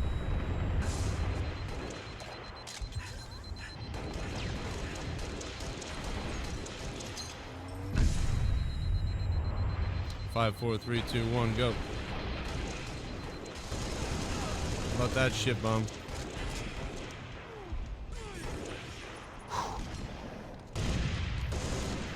It's this side.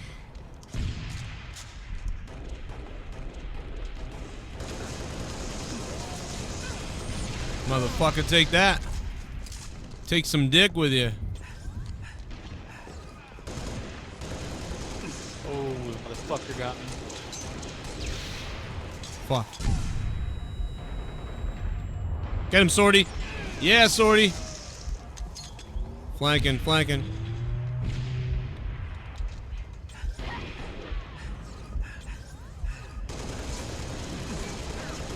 He's almost dead out there. The fucking sword. Yeah, let's fucking go! Boom, motherfucker! Who's behind me, bitch?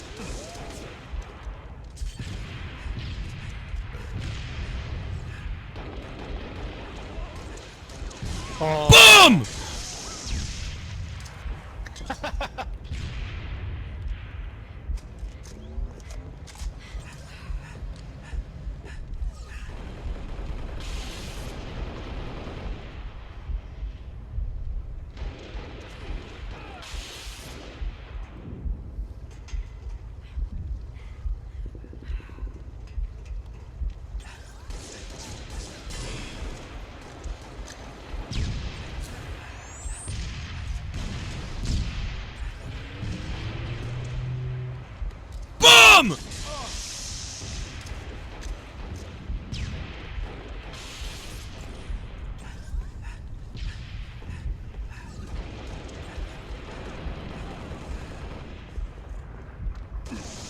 Oh, sticky missed. Yeah!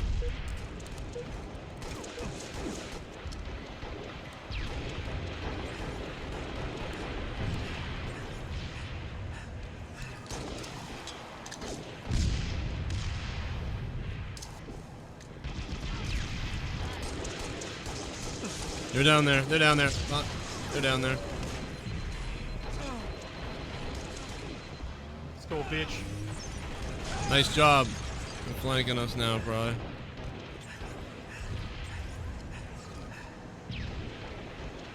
Want these stickies.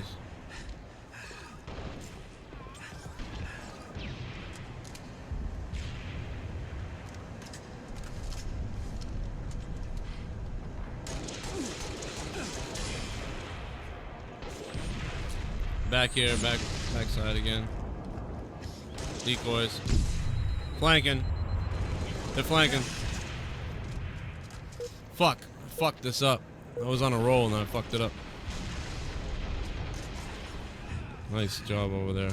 They're all over here with me.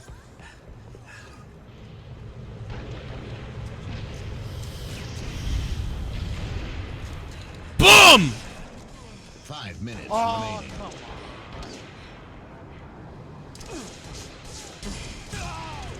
Fuck, I didn't get him. God damn it. I was hoping that if I couldn't shotgun him, I'd grenade him. And then I died and didn't grenade him. That's the worst.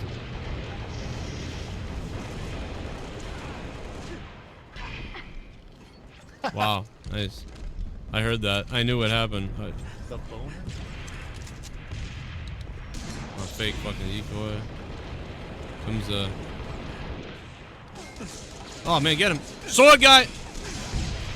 Oh, decoy sword. He's coming from this side.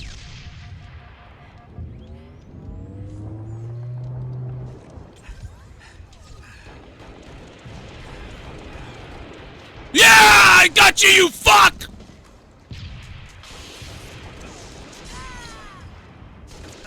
Yeah! Ow! Got it. Come and get some dick! Go, yeah! Grandma wants to buy a dog and fuck it! What the? Wow. Holy shit. Top 2, baby. Yeah, there we go. That was a good game, man. We were fucking... That was probably the best team we played of the shit teams we just played before them.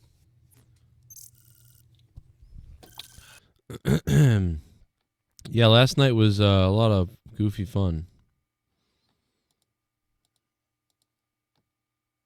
The other night was.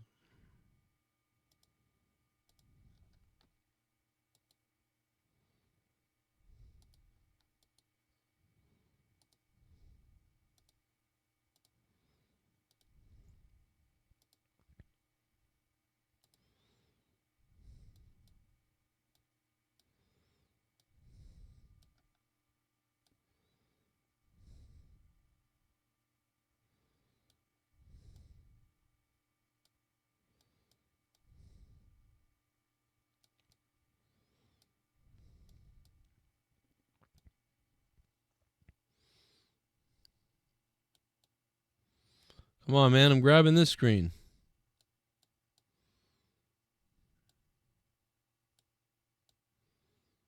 And why is it being such a pain in the ass right now?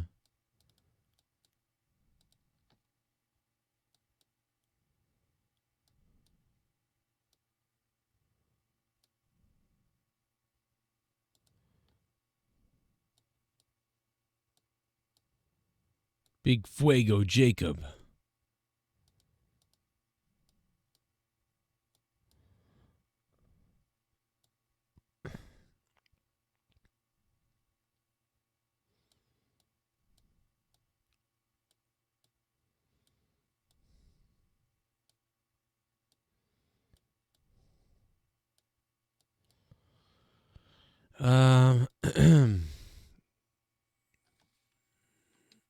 I got 2 people so far.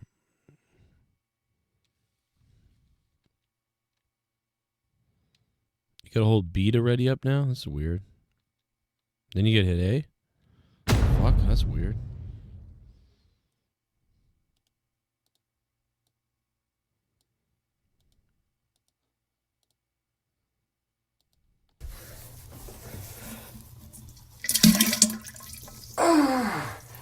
Oh, God.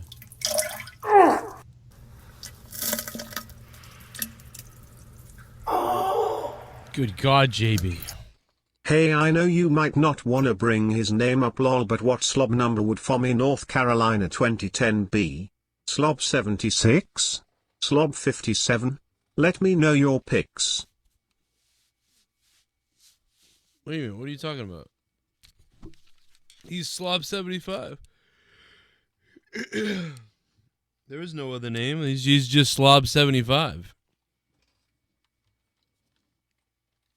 Super chat. Super chat.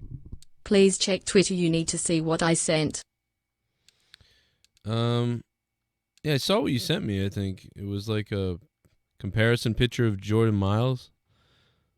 Yeah, the unwrapped looked a lot like Super it. chat. I didn't really So think did you to be see what I honest. saw it, tweeted? though. You mind blowing. Thumbs up.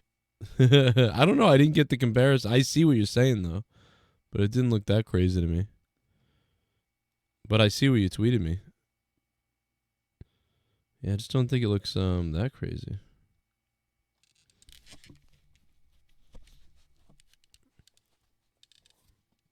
Damn, Big Fuego Jacob. The water boy, big Fuego Jacob going up to the 60 mark on Patreon. Holy shit, Jacob. He's going wild on fucking Patreon. What up, Fuego? Fuego's drinking tonight. Or no, he's smoking tonight. He smoked himself. Fucked. Why isn't this game starting? Like, we keep readying up, like, and what the fuck is going on?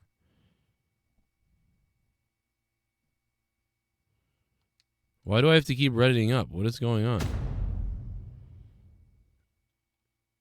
What the fuck is going on in this game right now?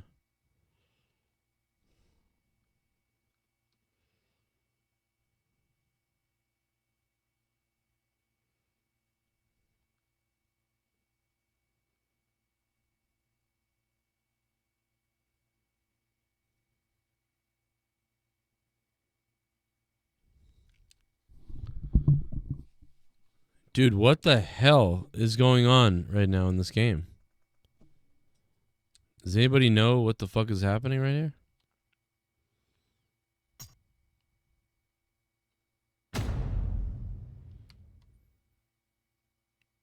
I'm in a public. I'm in a play. We're all hitting ready.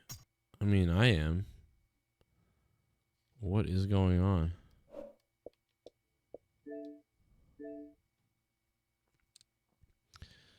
Dude, why the hell won't this game start? We all got it ready up. No, we did though. Didn't we? I didn't. I've been readying up and it keeps like just nothing happens. Oh, I guess. It has been a while since we fucking played PUBG. Oh, there it goes. I guess it was everybody had to ready up. Where's Tarr? Why isn't he in here? Dude, I haven't played PUBG with you in like fucking months. Yeah, I haven't played in a while. They still haven't dropped that new fucking. It won't let us play, man. What the fuck is going on? Oh yeah, that's weird as shit.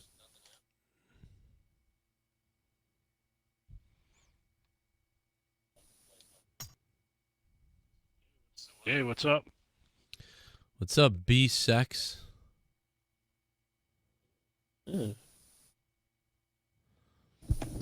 Any idea why this isn't starting?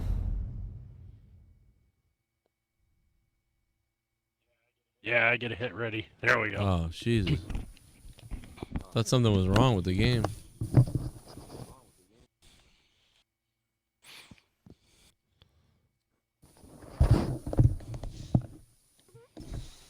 Yeah, let's get Perpatastic on our team. I'd like to put that mask over her asshole.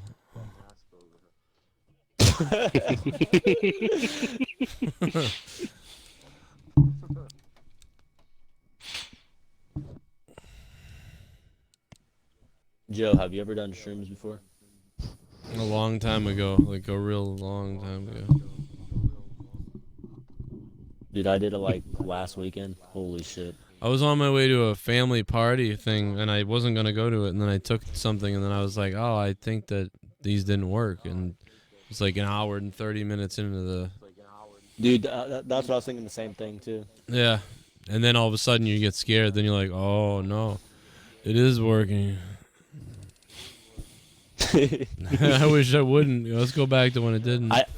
I didn't eat that whole fucking day, so I was feeling like a motherfucker. Yeah, I was messed up.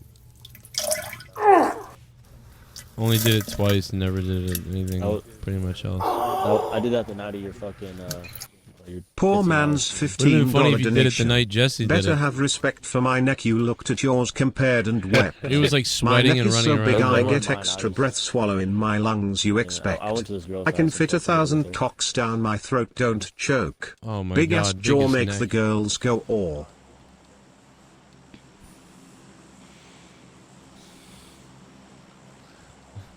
Biggest neck you ever saw. Thanks, man.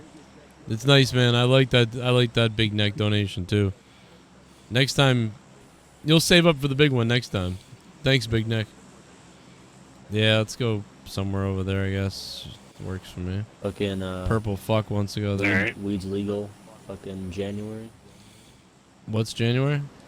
Here in Illinois. Weed's legal. Oh wow, it's already legal here. Yeah, but that's cool. Oh shit, that's what I forgot. Star Trek. I was thinking of all the 90s and 80s Yeah, I'm things. 19. All the 90s and 80s things out next year, and I left off Star Trek Picard. That's coming out. I'm dumb. Yeah, that looks pretty good. Yeah, we're gonna have to hit this place. Holy crap. A lot of people? Joe, are you reviewing the NWA Oh yeah, there's a pay-per-view? lot of people here. I'm gonna land on this big ass place with this sign.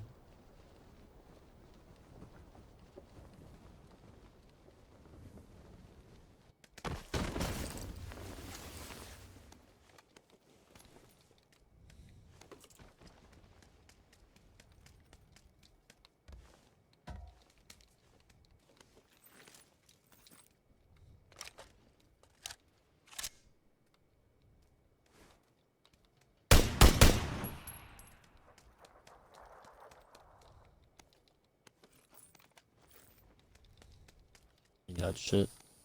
There we go. Fuck. My aim isn't right because I've been playing Halo. Where they at? Oh, I see them. Fucking orange shirt. Too much Halo. I'm not used to this.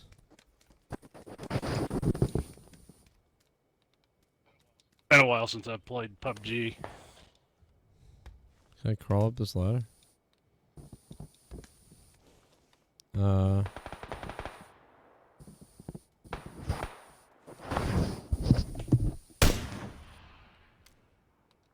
was me. Being a dickhead. Oh, there's someone running around over here near me. I think it's mods, never mind. Or maybe not.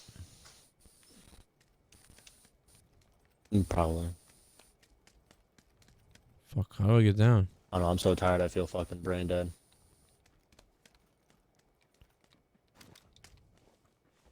Oh. Oh, that hurt a lot. I didn't expect that.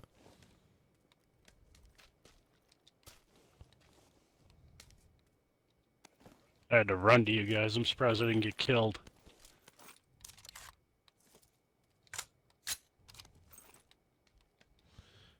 Yeah, those other people, I don't think we're having a lot of luck looting. Nah, they were pretty much just killing each other.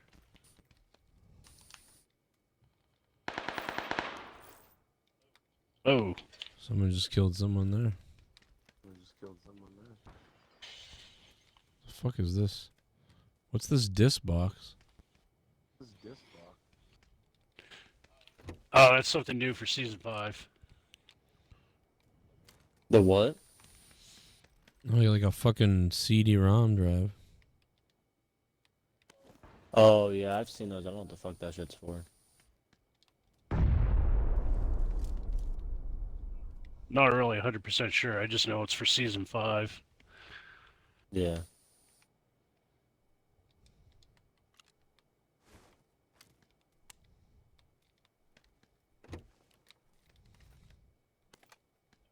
I have a gun, but I don't have any ammo. There's some stuff over here in this building. You need to fix my fucking game.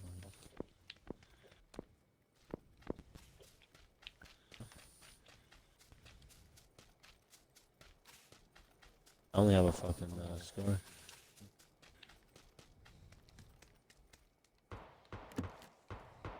Ooh, that's pretty close to me. Yeah, it is.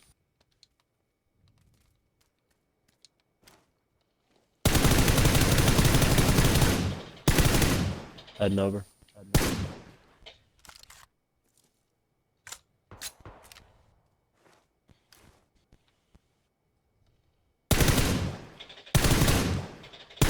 What direction? He just ran away to the other side of...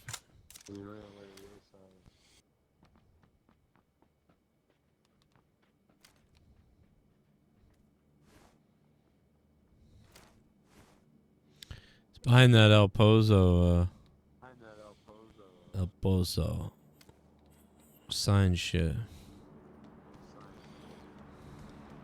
There he is. The wall? Oh, shit. Here he comes, here he comes! Downed him. Oh my god. Down. Find it. All the way around us too, other way.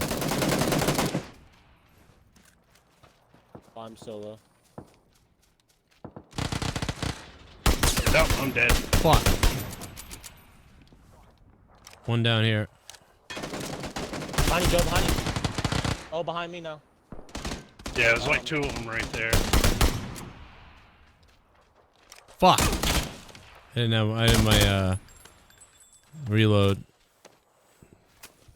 Purple Tastic's gonna be the only one that lives.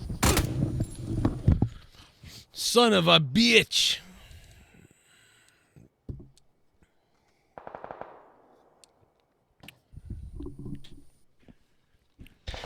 What do you think? We should back out or watch him? He dead? He's probably dead now. I'm watching him right now.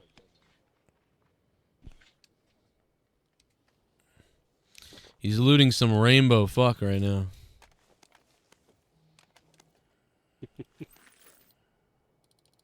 Oh, there he goes.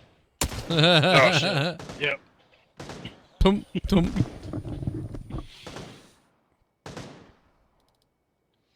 That was pretty funny. Hopefully we don't get that shitty map again. Yeah.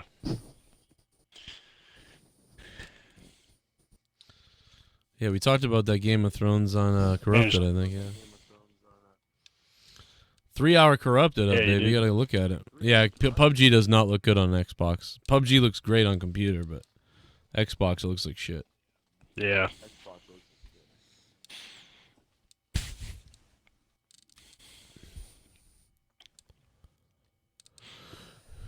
Pro mods, you look like you're gonna fucking suck a dick, like in that outfit. Yeah. I got a hole in the back end, and I got a hole Look in at the that thing. It ass. looks like you suck your own tail off. And then we get quite we arousing. got Tarr over here, It's like- dressed it's like rubbing your just like a nipple. pirate. He's ready to blow you. And then we got surgical mask asshole. Yeah, I think I'm his pet. I'm his pet lion. Yeah, I don't like PUBG on mobile. The mobile's fucking half the players are fake. Yeah. Fuck your mobile. PC is awesome though.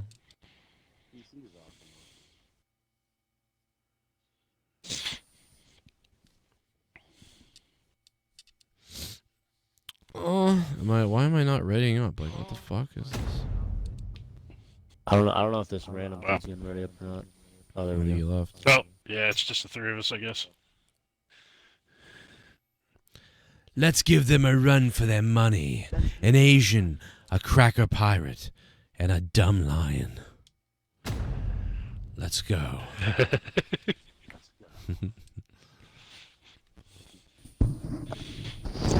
Arr. Half the players are a Tommy NC.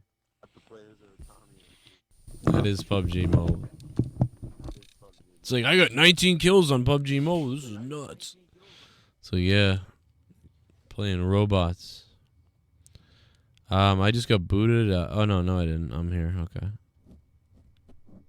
Where's Yeah, we got a fourth. That other purple fuck left. This guy looks like. We got Crazy Horse now. Yeah, maybe Denise. We could probably do something like that. That'd be cool to do a Star Trek thing. That'd be pretty cool. I took this melatonin. It's starting to kick in. I'm not gonna last long tonight. Wow, that stuff really works, bro. That stuff just knocks you out. You gotta fight it. I know. I gotta get through this one more game at least. It's fucking me up. I got up early this morning too. I hate the way that shit makes me feel. I hate how, like, yeah, you can't get up after you take it. That's the worst. Is I wish there was a way to, like, I took only a little bit of it, but even a little bit knocks me out. So you have to be ready for 8 hours of sleep.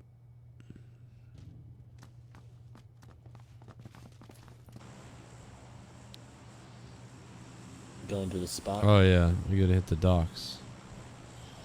You gotta hit the docks. Oh yeah. Cocks on docks. Yo, big Fuego Jacob. I got cocks on docks on cocks and docks. Put my cocks on the docks tonight.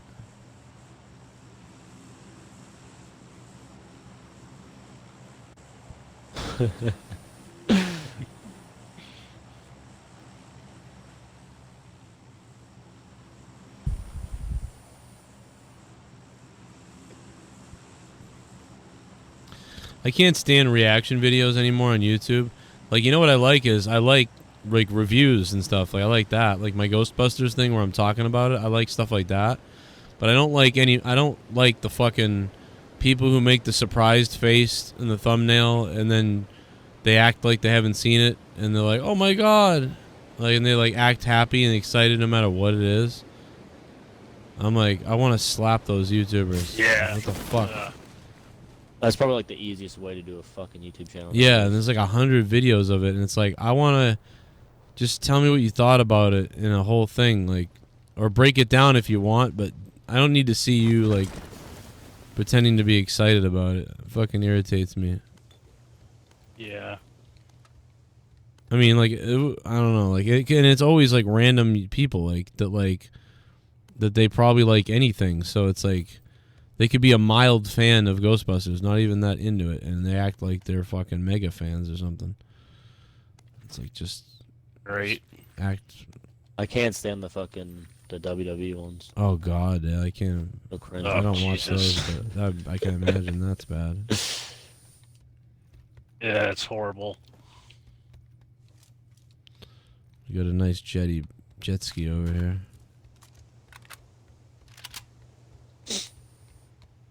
Joe, are you officially done with the NWA? Yeah, I don't know if I can deal with it anymore. They lost me with that whole changing cornet and then having like highlight videos randomly and not telling people what the hell's going on. You gonna watch the pay-per-view? I mean, yeah, I'll probably watch it. I'm weekend? just irritated. I'll probably watch it though, but well, their pay-per-views have been good. The show has been like lackluster to me. it's been like all right, yeah, but you're right. It's been, yeah, they need to get a bigger audience or like I don't know if that studio environment really works right now. Wow, talk about first aids. Oh, I don't mind this. I don't mind the studio, but I mean, yeah, if they could. I just miss the entrances and shit. That's what I mean. think Yeah, that's one of my favorite parts of we wrestling. need a bit of an entrance. We need something. Oh, this shit has fucked me up. This melatonin. I bet they'll have it at the pay-per-view though.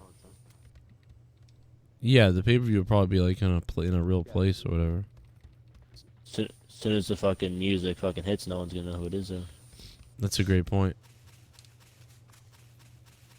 I mean, I thought it was good what they were doing. I thought it was cool. It's just, I don't know. All the drama shit too, like just fucking killed them.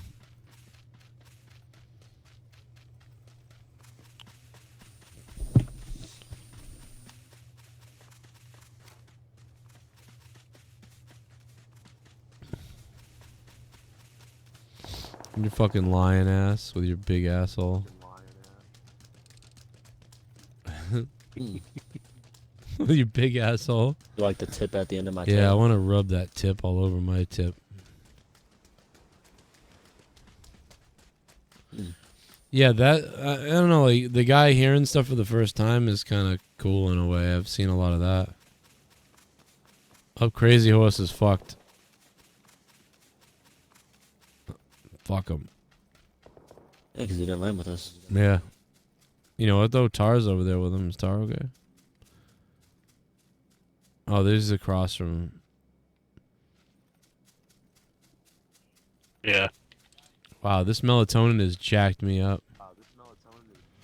I feel like I smoked a shitload of weed, like, and then I ate a bowl of macaroni and cheese, and now I'm just sitting here. This is weird.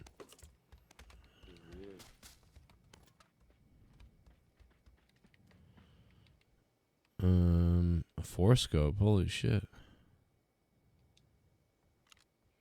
Yeah, I got a four-scope too.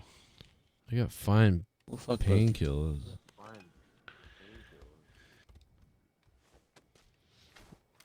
We need to get MK on here so you can so you can be like, I just big down my ball and jeans. I'm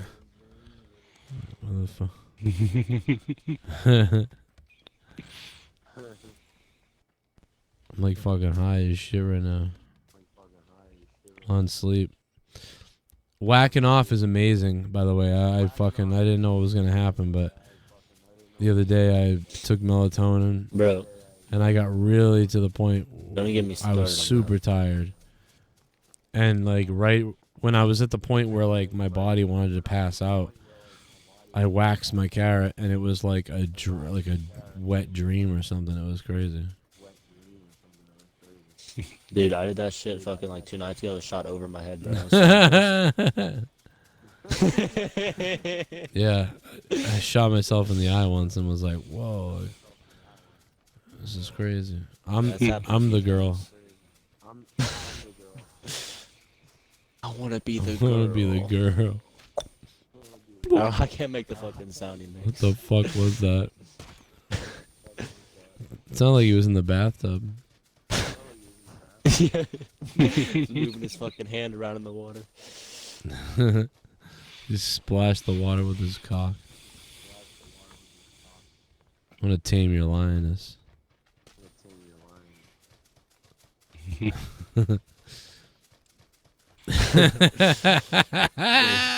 the fuck? Is that animal number 2 now? Deers and lions. Oh my god. Be like Randy Orton and drop the N-bomb, like, I know. Fucking idiot. Nobody cares. He does that. Hey, at least you're on melatonin. He's like, whatever.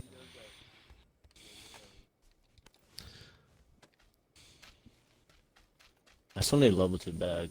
I got a 2, yeah. I got a 2 in my asshole.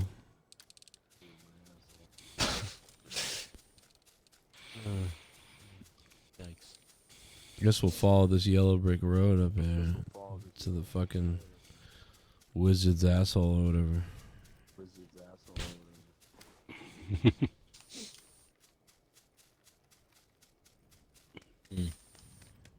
I didn't know you're this much in the asshole. Tonight I am.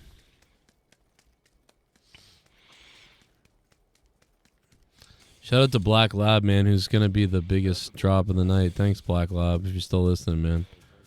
I'm sort of dead right now, but I remember. Yeah, you left the chat a while ago before we started playing PUBG. There were $100 trees, man. I'm gonna talk about it in my podcast, but where we used to live, we used to just drive down to this tree place and get the same, every time there'd be like 70 trees and like 7 workers, and you just it'd be awesome. You pick out a tree anywhere from $30 to $90, but we were out driving around and nobody had trees out here. It was weird. It was like they were all sold out or they were rolled up all shitty, and I was like, what is this? And then we went to this one place and they were like fucking $100. The trees were $129 and they were huge, and they had they only had trees that were $99 and above. And I was like, what the fuck is this? Wow. Like, place we normally get our trees, I don't know, every couple years. They give all the money to charity, so. Whoa. Yeah. Give it to St. Jude's. Nice. That's pretty good. But these people, I'm pretty sure, are like living off it, so I don't think they're giving it to anybody. I think he said like the trees and some of the food in the farmer's market like supplements the rest of the year, but he said their big thing is apple picking at the place we decided to finally buy from. And I was like, oh, I've been looking for an apple tree. That's pretty cool. Go pick fruit and stuff like that. What just drove by? Where'd they go? Fuck.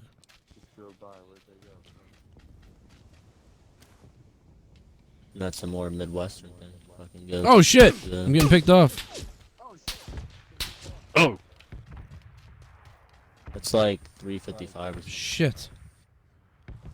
I knew somebody was over there, but I stood there like an idiot. Oh, I just got hit. Oh shit! Where's those coming from? Oh, they got me. Fuck. I gotta get out of here. Careful, I'm pretty sure they can see you over here. Trying to distract for it. There you go. Probably see Hey, he's you right over here. I got you. Oh shit, you gotta get out of here. Oh Get shit. out of here. Yeah. There was definitely 2 groups now that I'm thinking about it. Oh shit.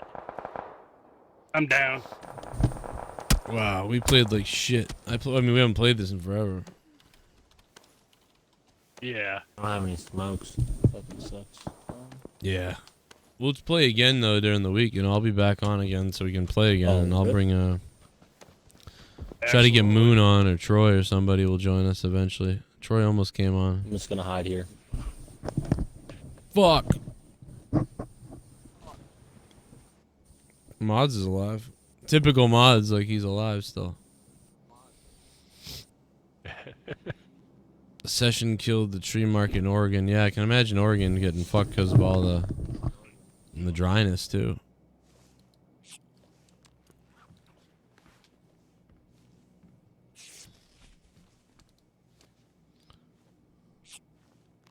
Will Pro Mods catch this? Pro cock. in your mouth. Pro mops.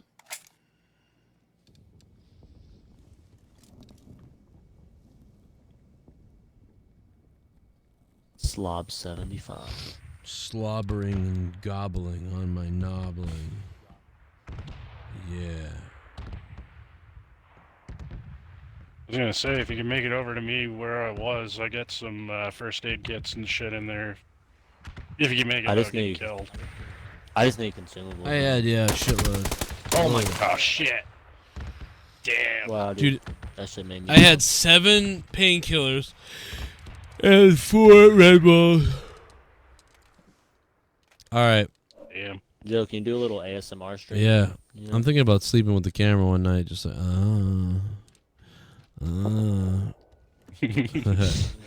Alright, man. I'm gonna get out of here because I'm gonna pass out. Thank you, guys. I'll talk to you soon. I'll be on again tomorrow, probably. Yep. Kisses. Alright, cool. Love those guys, man. Thank you guys for the support. And they're friends too now. And I love playing with those guys. I'm just dead. I can't even play. I'm fucking playing like shit because I'm dead. Oh my god. I'm going to pass out. I love you all. Thank you so much, man, for having a good night. Sorry I passed out here. Black Lab. He's the man taking home the digital belt. Thanks to everybody else. If you're new, make sure you hit up the Patreon. I'm going to have a podcast in the morning about the trees and the shit that went down tonight and everything else, plus the questions. Big podcast, Morning Madness, on patreon.com/Joe Cronin Show, as long as you're in the $5 VIP or $5 Cronin Club spot. You'll see it on there. Big Fuego Jacob, thank you, man, for increasing your pledge too, Fuego. And everybody else who became a member and is a member and is getting those badges. Moz Blaze and just everybody else. You know, I shouted some people out throughout the night. John Wills is here, Nate from VA, everybody else. Kisses, yummy, and I will see you tomorrow for Tuesday night Throwdown. Last week we had Jake and me and Troy and Dummy. I wonder who we're going to have tomorrow.